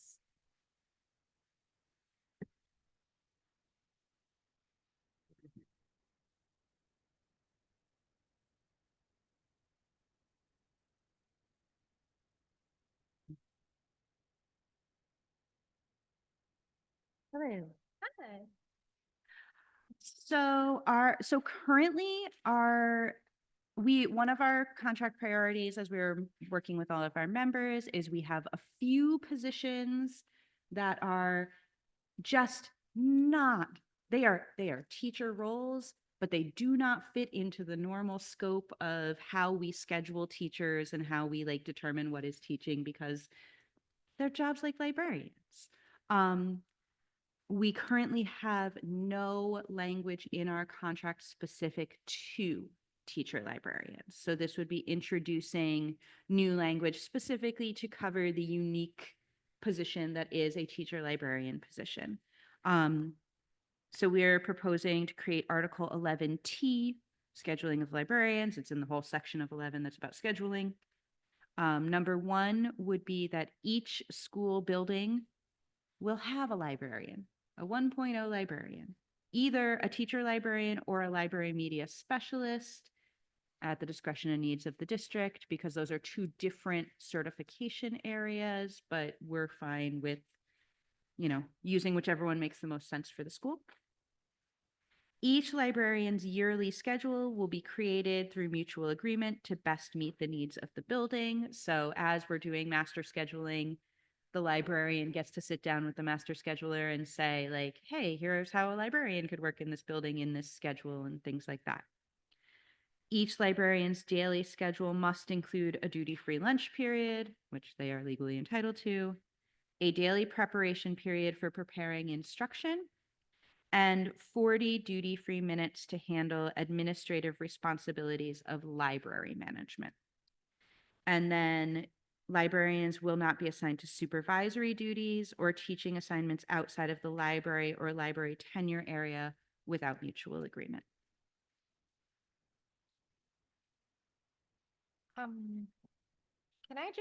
I'll just clarify a little bit. The phrasing where it says either teacher librarian or library media specialist is just like goes by what people have been called over the years as we've been hired. Isn't that different certifications? My understanding is there's 2 different accreditations. There's your academic and public librarian, or there's a library media specialist, unless that's changed over time. Okay. Thank you. In noting my appreciation for school librarians, I have some in my family, frankly. So don't take anything I share here now as me not appreciating the role. It's an awesome role. And appreciating that there's a wish to have some language in the contract specific to that role. But I'm also recognizing this language would be a precedent setting or new, because no other educator in our district has requirement of an FTE and some of the things that we're now saying we're going to do for this position only. And that's why I would be in favor, like I would be, I use the word rejection of this proposal, because this would be new and it would be inconsistent with all the other teaching positions we have in the organization. There are contracts. Contract, not this one, we're talking about. I'm just saying there are contracts that designate like each school shall have. I got you. Yeah. We don't have that. That's why we're proposing it. Yeah, I know. And to start in this role, again, no knock on teacher, librarian, and media specialist. That I would just, if that's the conversation we want to talk about, maybe that's the next contract negotiation and additional proposals where we're mandating how we're going to staff our buildings. But this is codifying how we would staff our buildings. And it's for one role right now. And it's not the elementary teacher or secondary teacher or any other, it's the media specialist. Can we, I think there's value to saying in the contract, every school gets a librarian. But we could take, we already have a librarian in every school. We could take, if we were to take one off, can we talk about, Even the schedule, we would, I mean, unless I missed it when I reread the contract, we don't mutually agree on any teacher schedules. Now, we have Yeah. a practice of working with educators, we work together. Even with our academic calendar, we talk about a collaboration to put together the academic calendar, but it doesn't go so far as to say a mutual agreement. That would be new. This particular position would be mutually agreeing to their we, schedule. we do have in other places language of, in consultation with Yeah. what the scheduling, That's very different from mutual agreement. well, that's why we're negotiating. Again, that's What- why I rejected it as it's written here. We This is a said bold one. what would you feel more comfortable with? I would feel more comfortable not having anything about this right now whatsoever, because I would want to be talking about this in connection to other positions that we have in organization in other areas, not just the media specialist. Okay, so one of the challenges to this particular role is that there's the librarian and then there's the space. And teacher librarians are the only teachers whose space is occupied by students prior to the first bell of the day and after the last bell of the day continuously. So for our teacher librarians, one of the huge challenges to their work is that their classroom is always occupied by students and that they by default become responsible for the supervision of those students. They do not, unless they specifically like leave the leave, area and close leave the their door, space and close the door. which in my case is not possible because our library is basically a glorified hallway. So unless they leave their workspace, the they are responsible for children. Every minute of the entire day. And again, we get into an interesting space because every adult in the building is responsible for doing it all day. But not to the same level. I and not agree, in the but same this way. language does change like, So can we talk at least about number 3? how is that different from what we've been talking about in other, but the 40-minute lunch, we just talked about everyone, we would stay at 30 minutes. And a daily This is preparation, a duty-free lunch period, which is 30 minutes. Yep. right? I think what 3 is really trying to establish is that our job is multifaceted. So it's not, teachers have a preparation period that is for preparing for instruction, which we also do. We have full-time instruction, but there is a whole other aspect to our job that is not instruction, it's administration.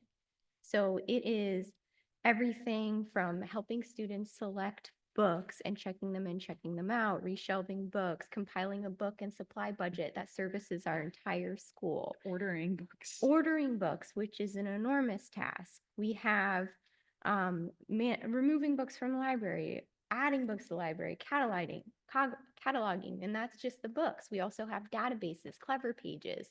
We have Chromebooks and substitute teacher laptops that we're managing. We have creating displays. We have and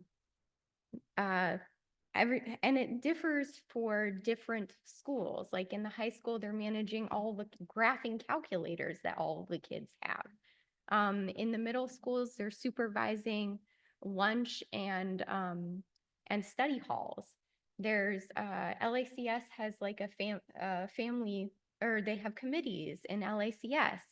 We have training library clerks. We have updating the webpage, not to mention the not assigned, but the expected jobs that we have of handling all of the different technological issues that people have, because when a teacher has an board that doesn't work, or a Chromebook that doesn't work, or a student's device that doesn't work, they can put in a tech ticket, but that's going to take until the next day or a couple days to get fixed. What they'll usually do is they'll send a kid down and say, my Chromebook's broken, Mhm. and we fix it, or we get them another one. Or teach, like, it's all of those things that take time, that are not preparation for instruction. They are so that the school can continue to function with all of its resources. And almost all of those are things that you can't do somewhere else.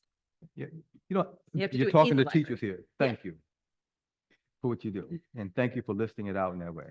I appreciate it. And I hope that you hear me when my questions and my challenges here are that we could have this conversation about kindergarten teachers. We could have this conversation about a fifth grade teacher. Everyone has something from my perspective, and you can differ, but from my perspective, everyone has some things that needs to be done that are administratively. We're giving, let's make sure I'm understanding.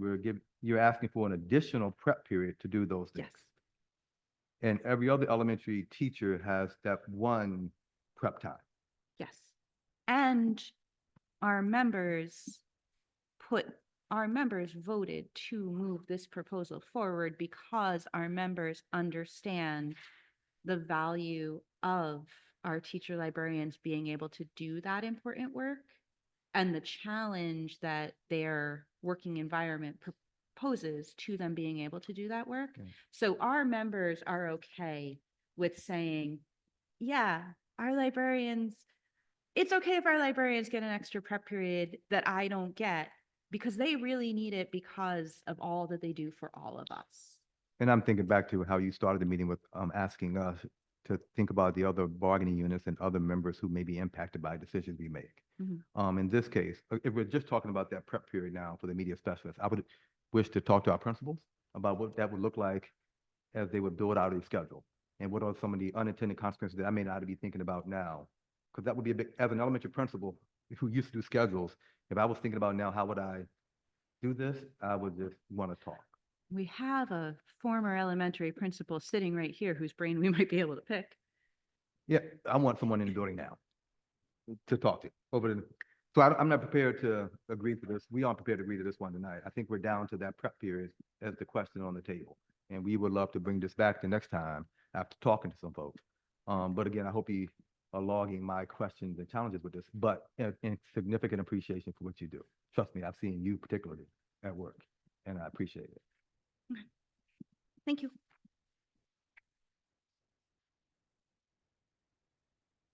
I'm going to bring Julie and Nancy down. They have been doing a lot of work on the real challenge of caregiver conference days and how to make sure that we have appropriate amounts of time to engage with all of our families in How meetings. we doing on time now? Because I know we have some folks over here who had a hard stop.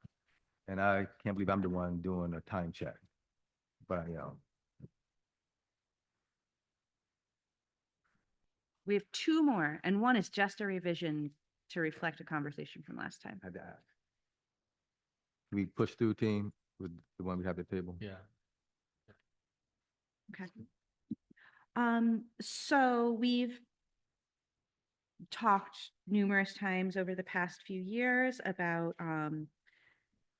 the caregiver conference days, how we schedule them, how we make sure that we have adequate time for folks to meet with families. So our proposal here is that the district will designate days on the academic calendar for the purpose of holding caregiver conferences. We already do that. Yay. We are asking that the district create some sort of scheduling platform for those days to take the piece of scheduling all of those conferences off the plates of individual teachers and having some type of centralized way to schedule conferences during those days, to ensure access to secure and private meeting schedules between families and their students' teachers.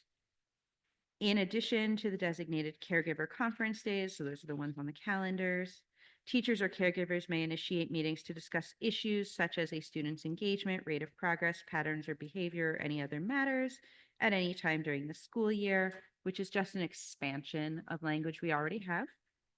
Such meetings may be authorized by the building leader or the teacher, and if authorized, will be scheduled at a time that is convenient for the teacher and the caregiver. Should a caregiver only be available outside of the established contractual day, the teacher may choose to attend a conference provided they will be compensated at the established overtime rate, which right now would be their personal professional rate. However, no teacher can be required to attend a caregiver meeting outside of the contractual day or disciplined for not making themselves available to attend a meeting outside of the contractual day. An administrator will endeavor to attend a parent-teacher meeting if so requested by the parent or the teacher. We'll change those to caregiver. A teacher may request that an association representative attend any caregiver-teacher meeting, and this is all just the same language that we already have, except we changed parent to caregiver there. So the two big changes are that piece of the scheduling being a district responsibility, putting it on the calendar and creating a platform for people to sign up. And then really just the how we deal with when the conferences can't happen in the established contractual day, that we pay people for that, that we either pay them or give them the option to not attend without fear of discipline. A lot of compliments. They have no compensation. This one has no compensation.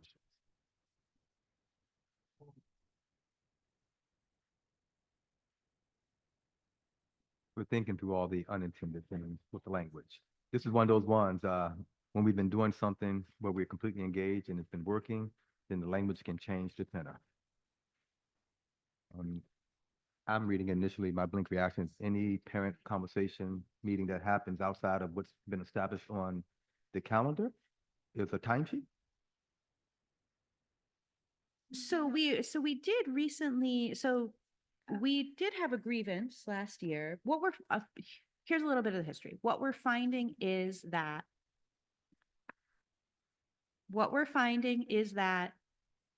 our teachers are struggling to meet with all, our elementary teachers particularly, are struggling to meet with all of their families on the one school day.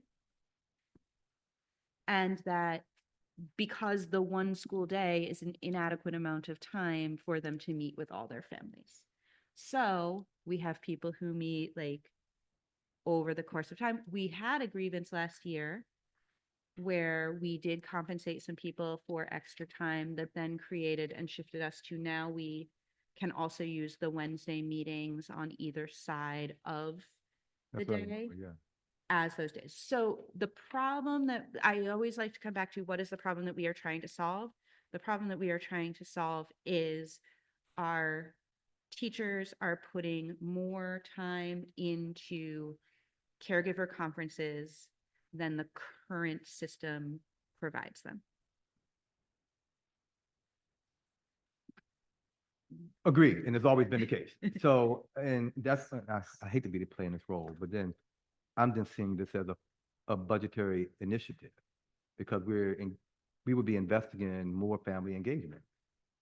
That's beyond the system that we currently have in place. Because if I'm reading it correctly, it's all those meetings that aren't happening on a Wednesday that we landed on will be the option last year, or the days on our calendar, in which there may be many, then we're going to be paying folks to do that. And I'm not wanting to say we don't want to engage families anymore, but I just want to make sure we understand that that's a budgetary initiative because there could be many. And we've been doing that for generations now. I did it as a teacher. Nancy, you do a lot of it too. But I hope you appreciate that. We would need to budget for that, the way it's reading here.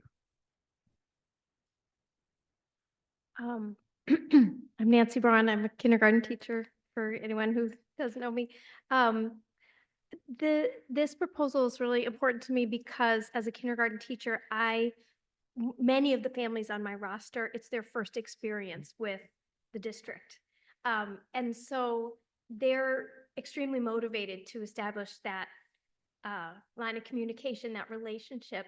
What I would like to see happen, first of all, is that I want to do that work smarter, not harder thing, where we centralize the scheduling. So if we have a fantastic IT team here at ICSD, it's one of our strengths, put together a platform, I think like we do at secondary, where the time slots are developed in a uniform way on a platform that is already vetted by our IT team to be secure and safe, right? Teachers aren't wondering, if I do sign up Genius, does that meet all of the privacy laws for education, all of that?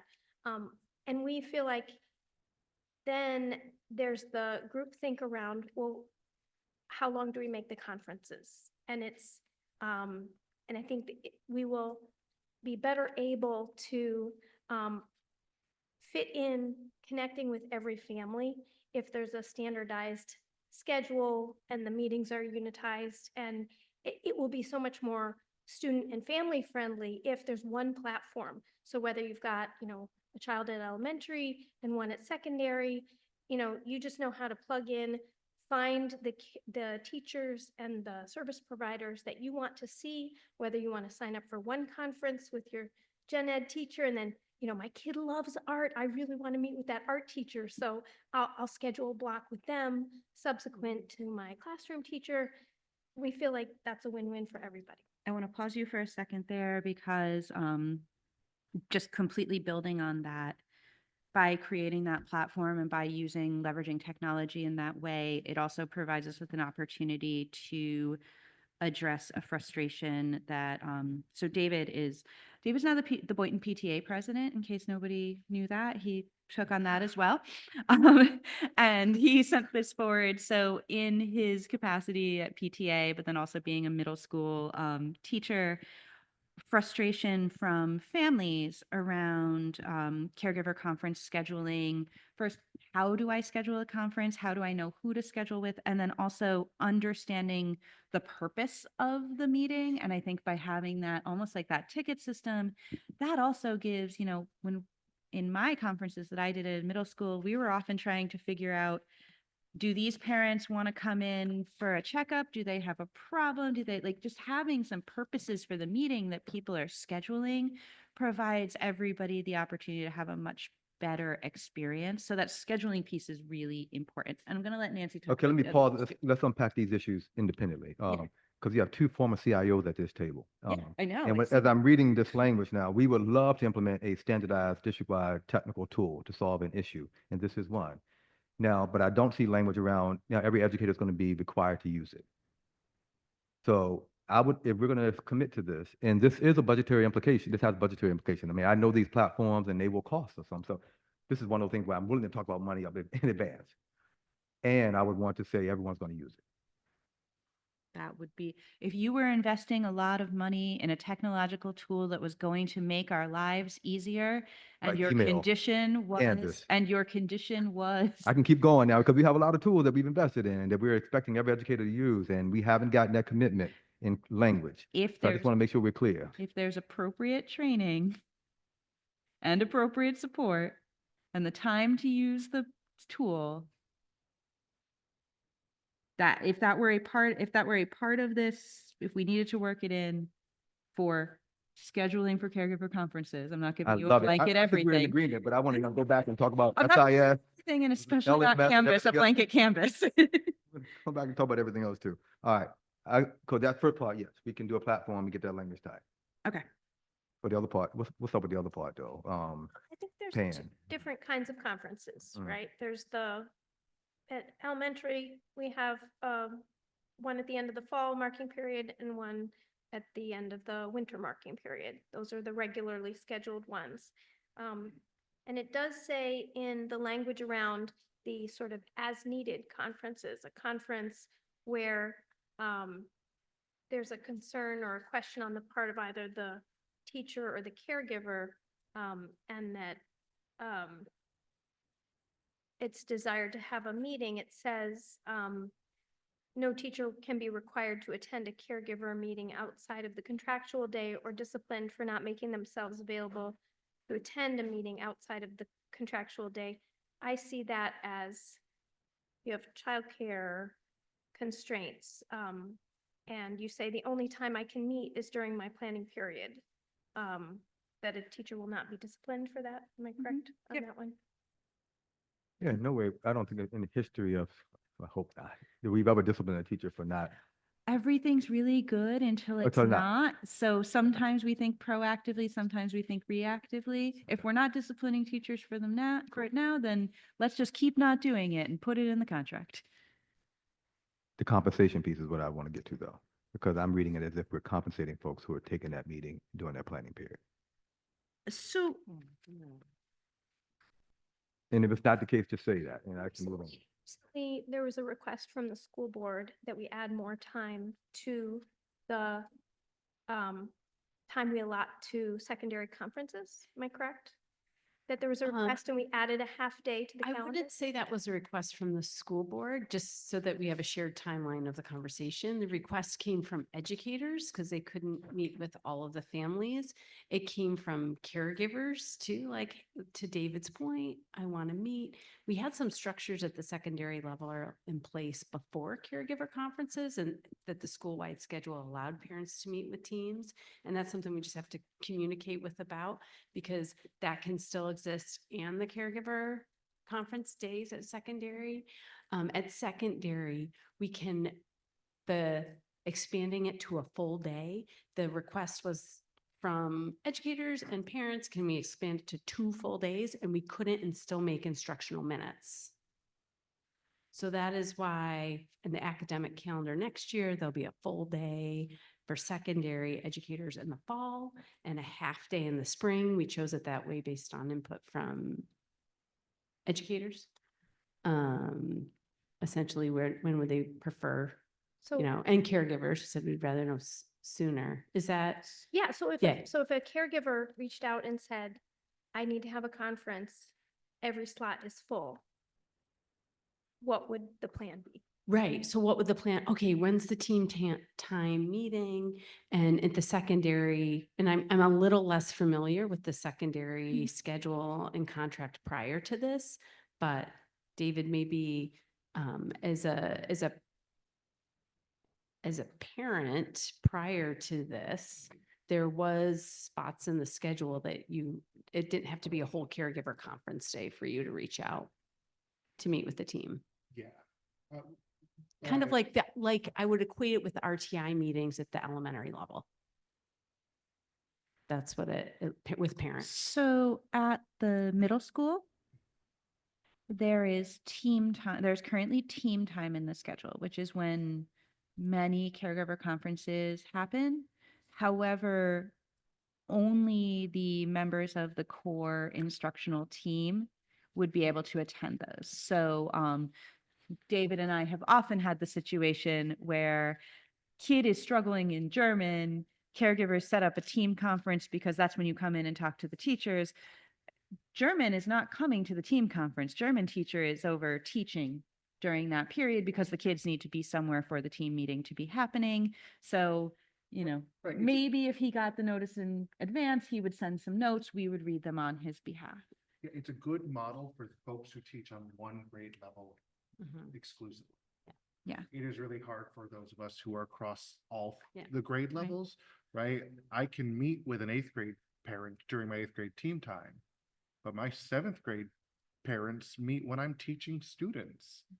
And then and then it puts me into the trade-off. Right. And high school doesn't have this. Well, we do. You do? But we just started it. Last spring was the first one, and Well, you have the conference days, but you don't have a time in your daily schedule where you could just meet with caregivers. no, but that's a proposal we haven't gotten to yet. We could, in theory. Right, if we went back to that notion of the 8-period day, right, where we used to have what was PLC time during the day, that would open up a slot in every teacher's day for professional responsibilities, which might include a conference. Yeah. Similar to what David is saying, though, we get really shoehorned, and Gina was speaking to this earlier, by content area, right? Like usually ours historically anyway, we're organized by subject area, the ninth grade English teachers would Yeah. be, right? But depending on what happens with inclusion models, with co-planning time, that might open that up in some ways, but that's a lot of. And at the elementary, this doesn't exist at all. Right? Like if a caregiver conference is happening during the day, it's happening on lunch or prep. So that's those of you living the model right now can speak to that. I will say, historic, in let's say 2015, when we have a CSC meeting day at the elementary level, the schedule looks like Swiss cheese. There's holes in it. We have a building sub for the whole day. So that was a time I saw educators leverage, like, oh, there's an opening. I'm going to do a progress monitoring or an assessment of a student. I'm going to, we're going to coordinate a caregiver conference during that slot. I'm going to go observe a colleague. The schedule would fill based on professional needs. So we do have, I would say, some structures that we could look back to meet that need and flexibility that. We do currently, so going back to the piece about the compensation. And I mean, if it can only happen outside of the contract day and it's not going to get compensated, then we're going to just strike that whole thing and just blanket reserve the right to, we don't do them outside of the contract day and we can't be disciplined for it.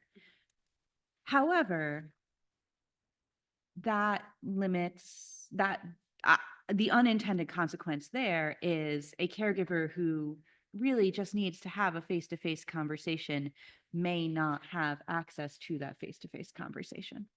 Whereas like right now, we do have precedent that when we can only get a CSE, like if we need to schedule a CSE meeting and the only time that we can get that CSE meeting is after school, we tell the teachers who need to be at that CSE meeting, hey, we need you at the CSE meeting, and they fill out timesheets and they get paid for their time to be there.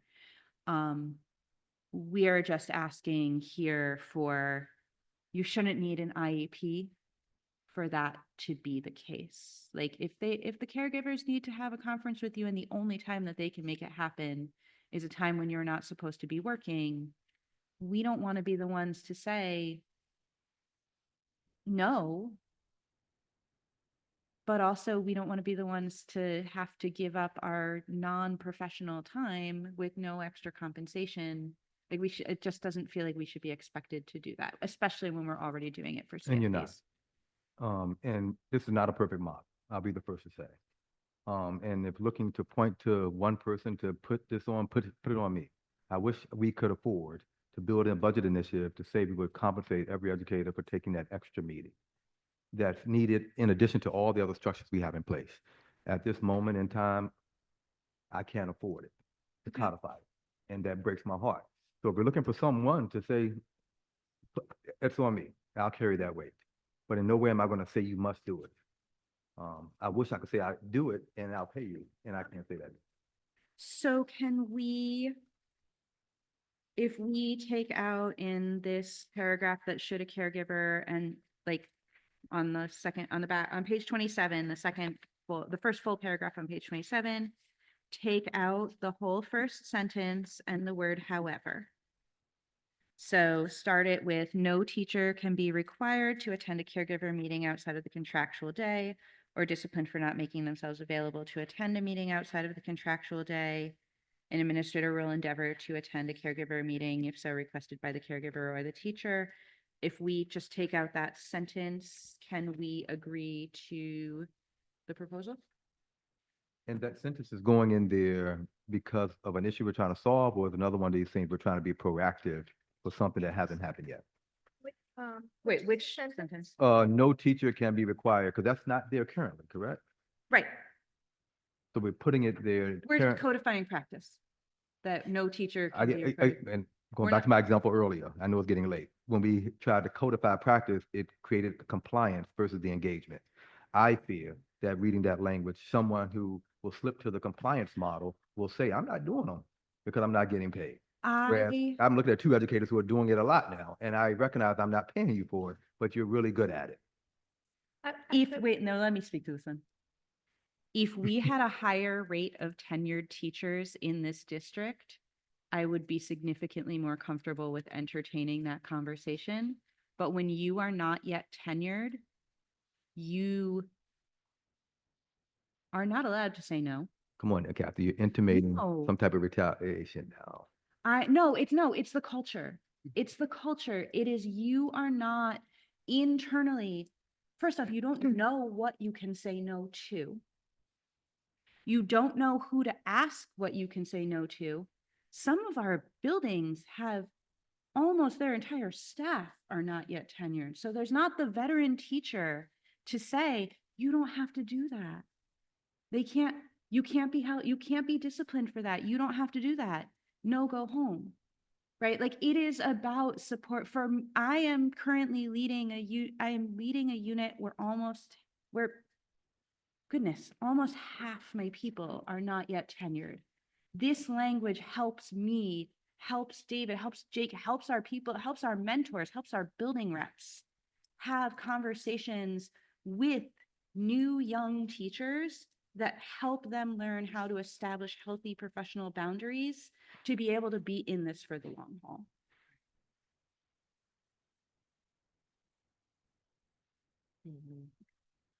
Yeah. And I mean, yes, teachers leave because of burnout, and statistics show that teachers are much more likely to leave in their first 5 years because of burnout. So this helps them just have a boundary.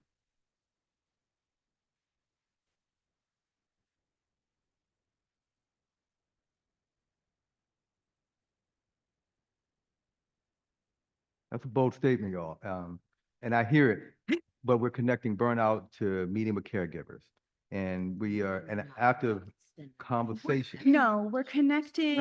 In doing this part of the conversation, that's what we're talking about, burnout. Extra responsibilities and the expectation to stay beyond contractual Okay, hours and we to talked about that complete work. earlier. That's what we're talking about. It's not just around caregivers, but I agree. burnout is real. We talked about it earlier tonight. We talked about other language to take care of this. I'm speaking about this proposal specifically on the heels of talking about us moving from engagement to compliance. Your explanation brings me even more pause around, I'm going to now have conversations with new teachers about engaging with caregivers. And I'm going to point to language that speaks to, you're not required to do this.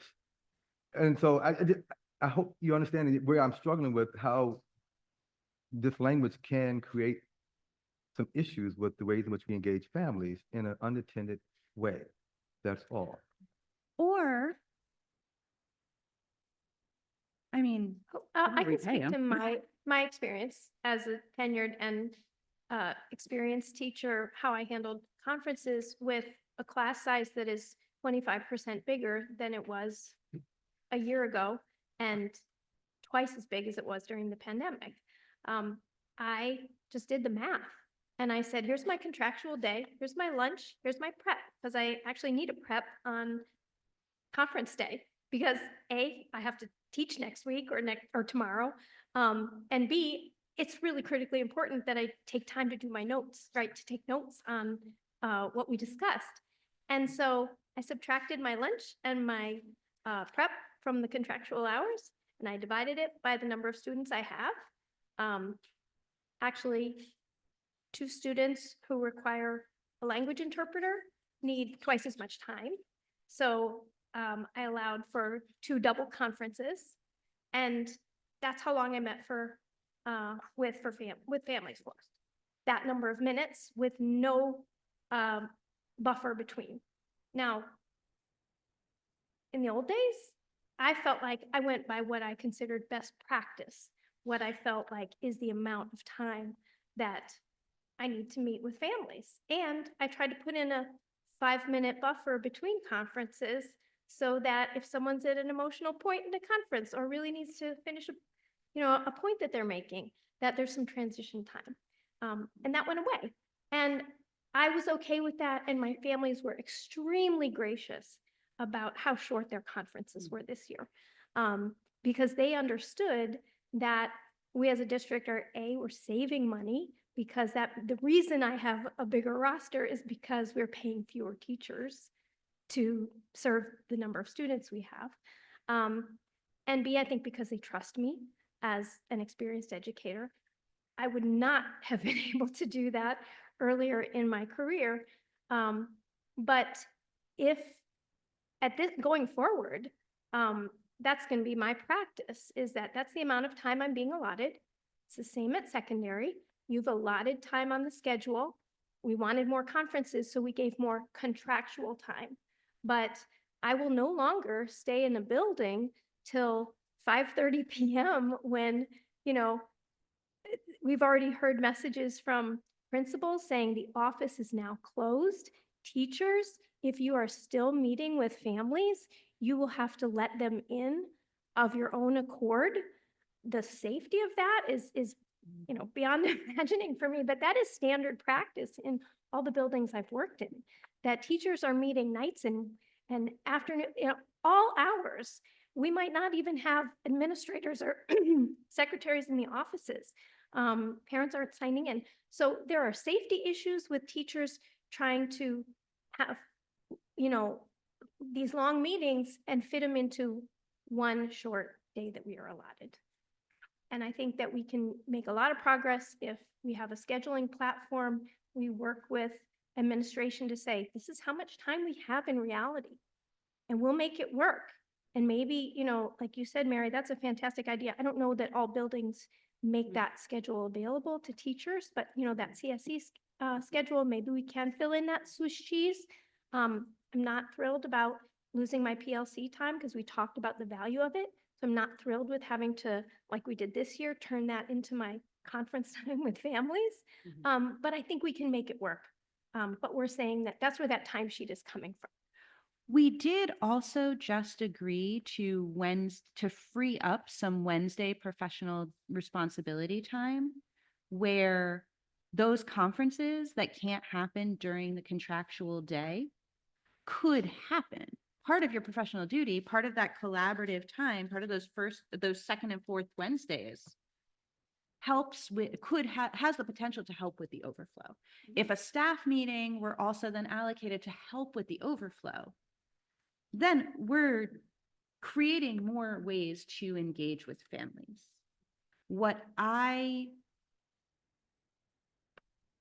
This for me is really about, if the only way to engage with a family, if the only terms that that family can make work for their life requires our people to come in outside of their regular professional hours to make that happen, we know that there are people who will make that happen.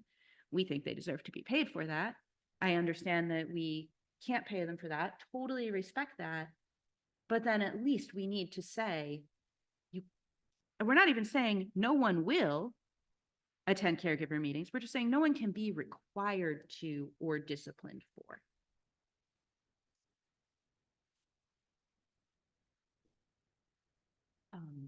So I have a couple of ideas.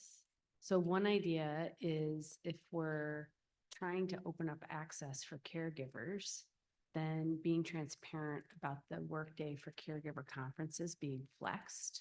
And that's one idea, being a 11 to 6 or whatever the hours are, you know, what's the time allotment? Can we move that? Would your bargaining unit be interested in that? And having similar to curriculum committees and the 10 hours. I mean, again, I've spent those 10 hours 3 times in my head tonight. This could be a potential use for those. We're opening hours up for that, for caregiver conferences, because I really do value caregivers being able to engage with you. I value your commitment, you know, of course, with to be able to connect with parents. Those are 2 ways we could solve this problem. Can you talk to me a little bit more about the flexing? Like, how would it work? Yeah, so especially with a scheduling platform. Yeah, so the scheduling platform, we have to do some work. I have no idea how much that costs or how it would look. I would want us as a district to maintain the platform, but educators being also in their weekly newsletters, sending the notices out, for example, for elementary. I learned, caregivers read teachers' newsletters. And so the notification that a platform's only as good as people knowing about it. So if with the ICSD communications, if we sent a notice up, sign up for caregiver conferences, I don't know if it would be hit as well as receiving that link from teachers. Mhm. So the hours, I'm thinking, I don't even want to say numbers because I'm so ignorant to the realities of all the many people who it would impact. But I think we're close to we're agreeing on everything here, except for I was just struggling with the language around no teacher can be required and having that being in writing when we've talked about it in other areas already, and having to double down in this. I think it's a strong message, and I was worried about the unintended consequences, but I can be persuaded. Though. You heard me. I appreciate you smiling a little bit when I said it. You understand where I'm coming from. And I hope this is not an area, I'm not going to be here in 14 years, but when I'm here, if whoever's here in 14 years is going to look back, teachers are not doing parent-teacher conferences outside of the time that's already been allotted. They are saying because of this language, we don't have to, we just won't do it. And that's my fear. I mean, I think that gives a person in this seat in the future an opportunity to negotiate and say, I would really like this, and I'm going to pay you. The contract is setting the guardrails and the boundaries for the period of time that it's working.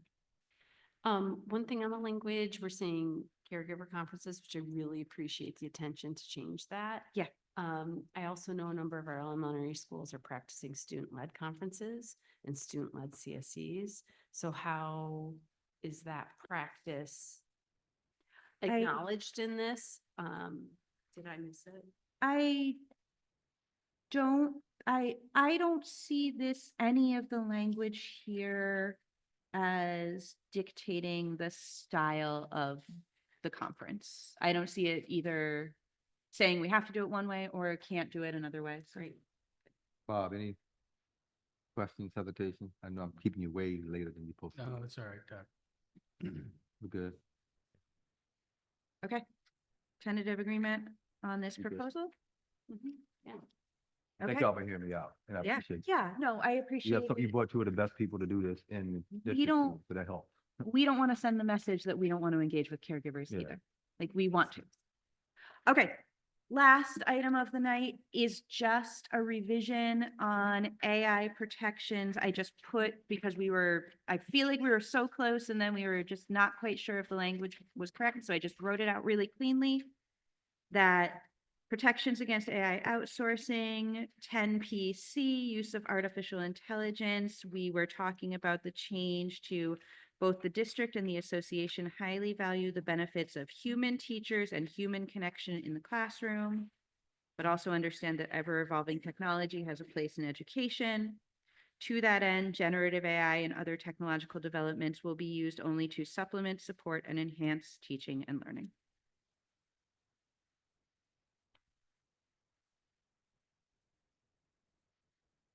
Refresh my memory on B though.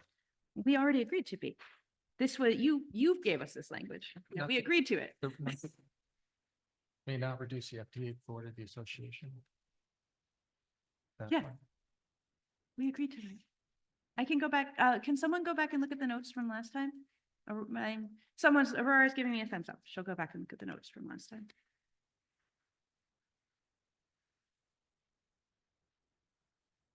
Yeah, I don't remember but they may not reduce the FTE afforded to the association, right? I don't remember. I hope I wasn't the one that said yes to that, but Huh? I'm hoping I wasn't the one that said yes to that.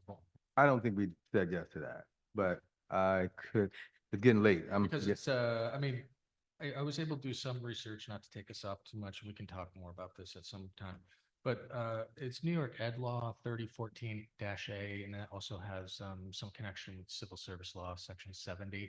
And it really sets forth the parameters of what happens when a BOCES assumes a program from a district And then Yeah, 3014B is like the opposite when we assume something for BOCES. So it's really laid out there, and part of the regionalization, part of the reason for BOCES to exist are to have that ability to transfer personnel from a district to a BOCES to handle a program and vice versa if needed. And it's all set forth there. So like the teachers that would be transferred are well protected by those two laws. So having this language really precludes us from doing anything like that with BOCES, because the only reason to do it, or one of the big reasons to do it, is you'd be able to transfer the cost of that into the BOCES program and they'd be employees of BOCES. So We can't do it. We can't. I don't know, like,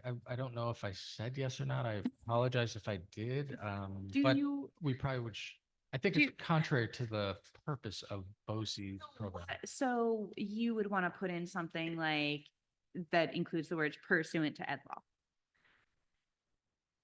Yeah. Any transfer of services would That's- happen in pursuant to ed law. It is, I mean, Aurora's looking, it is possible that you did say that and that this is just my mistake. We're just going back. to Yeah, check the no, I text. understand. Totally. We can. Yeah, check. we have no other place in the contract where we cannot reduce FTE.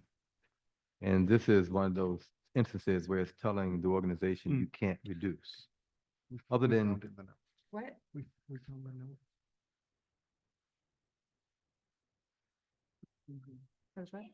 Observations of last line.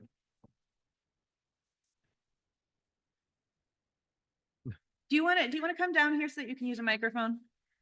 Aurora takes all the notes, so she doesn't come down here very often. It's great when she does.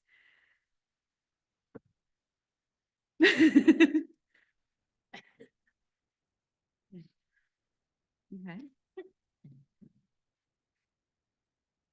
Okay, hi. So, Bob said, there may be circumstances under law. Yes. Catherine said we addressed that last time, just need to TA on C. So that's exactly what we just said also, right? Yes. But I don't know what address it last time meant, that we came to a So really I need to go conclusion. back to the notes even before that, And I think because maybe this is the third time we've discussed this. I would probably say, just in terms of timing for tonight, that if we did agree to it, I'm a little skeptical that it would survive a challenge from future boards, because the real public policy of BOCES is to be able to do this, and this is blocking a state ed law around this type of thing. I'm uncertain if we actually could do it, even if we both agreed to it. We can put a pin in that and check. Maybe you're. we're not going to agree to something that says we can't reduce FTE. I don't think we would have. I mean, if we did, I will apologize for not. Yeah, I'm just saying, connecting no, those dots. let's pull the pin out and say, let's go back to the drawing board on writing this. So this is actually the fourth time we've talked about it. We started talking about it on March 7th. And on March 27th, Catherine said, I have not made any changes since we last talked. 7th of March, tentative agreement in committee. There were some questions about BOCES section. Bob, you wanted to make sure it didn't interfere with our agreements with BOCES. And Bob said, if BOCES can, you said some stuff about laws.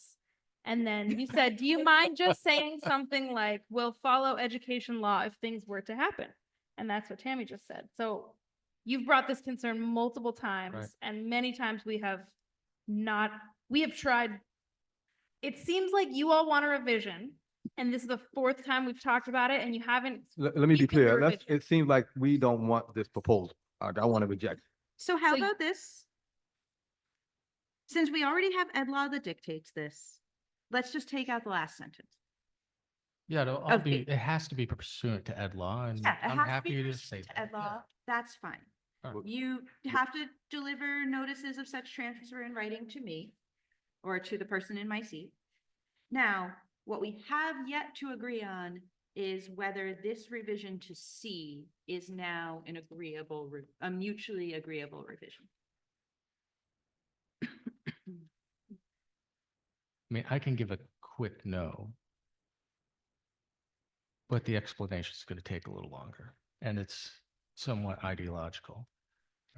So what we're doing is trying to create value, teaching and learning value for the benefit of students. And since this district was created, there was no question that's a human contact, right? It's a human teacher. We really are at a precipice of a new era, the AI era, which is going to dramatically alter almost every profession, period. Labor, blue collar, white collar. And so we've been educating. I've followed this for a number of years now. I remember at least 10 years ago talking to Adam, your former president, saying, you better start looking at this because this is going to take jobs away at some point. And we're at that point now. It's bigger than I have ever imagined it would be. And it potentially, has implication to really add value to teaching and learning. And if that happens, look, let me do it this way. If AI never challenges the value of a human teacher, then we have nothing to worry about because there will be no market for it.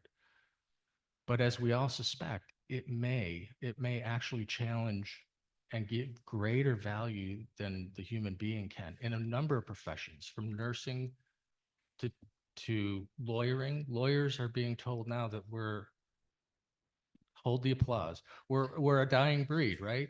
That it'll be AI that is going to take over our profession. So we don't want to artificially hamstring future boards, future educators, future parents who may actually want to talk about the greater value that could be seen by AI. And I think we're at a point now where we know it's going to be big, but we don't know how big, and it really isn't up to us. It's up to the future folks who will be dealing and grappling with this. So we're unwilling to do this at this point. So you are unwilling to include, so recognizing that contract language can always be changed through negotiation as conditions change. Based on the speculation that at some time in the future boards or people may want to reserve the right to replace human teachers in the Ithaca City School District, you cannot put in the words of value statement that the district and the association highly value the benefits of human teachers and human connection in the classroom. We do value that, but we don't know what it's going to look like 2 years from now or 22 years from now. And it's best to allow people who have that advantage of seeing what's happening in that time frame to make the decision. And again, it can be negotiated at that time with the people that sit here. But if I could, and especially at this time, this is a losing conversation for everyone because we're trying to negotiate a hypothetical. The other issues where we struggled collectively around language has been around trying to solve for something that could happen, that has happened in other districts and elsewhere. This is something we have no idea what it will look like or what's going to happen, yet we're trying to put in place language to address it. That's my only issue. We have an entire document that's embracing, in many ways, the humanity of the folks who work here. And we're trying to, this contract is about them. And now we're trying to write put the language in place about something that's not, and that is ever evolving. I just struggle with, no matter what we put here is going to be bad language. That's what I'm struggling. so just to make it clear, we're good on A, we're good on B. You are not currently agreeing to C. I don't want to write policy about something that no one at this table is an expert about. Okay. And artificial intelligence is not something that's an area of expertise for anyone at the table, yet we'd be putting something in place, frankly, that could be, that it's probably connected to millions of dollars for this organization at some point or not. That's just a tough one for any of us to feel like, I'm humble enough to know I don't know enough about this to put it in language in any way. I'm gonna remind you that I hear you. hear you loud and clear. I'm Thank going to remind you that proposals don't get withdrawn unless they're withdrawn by the people who originally proposed them. So we may continue to talk about the role of human teachers in the classroom as we continue with our negotiations, but it seems pretty clear that tonight we are not reaching mutual agreement on this particular issue. And that is our last item on the agenda tonight.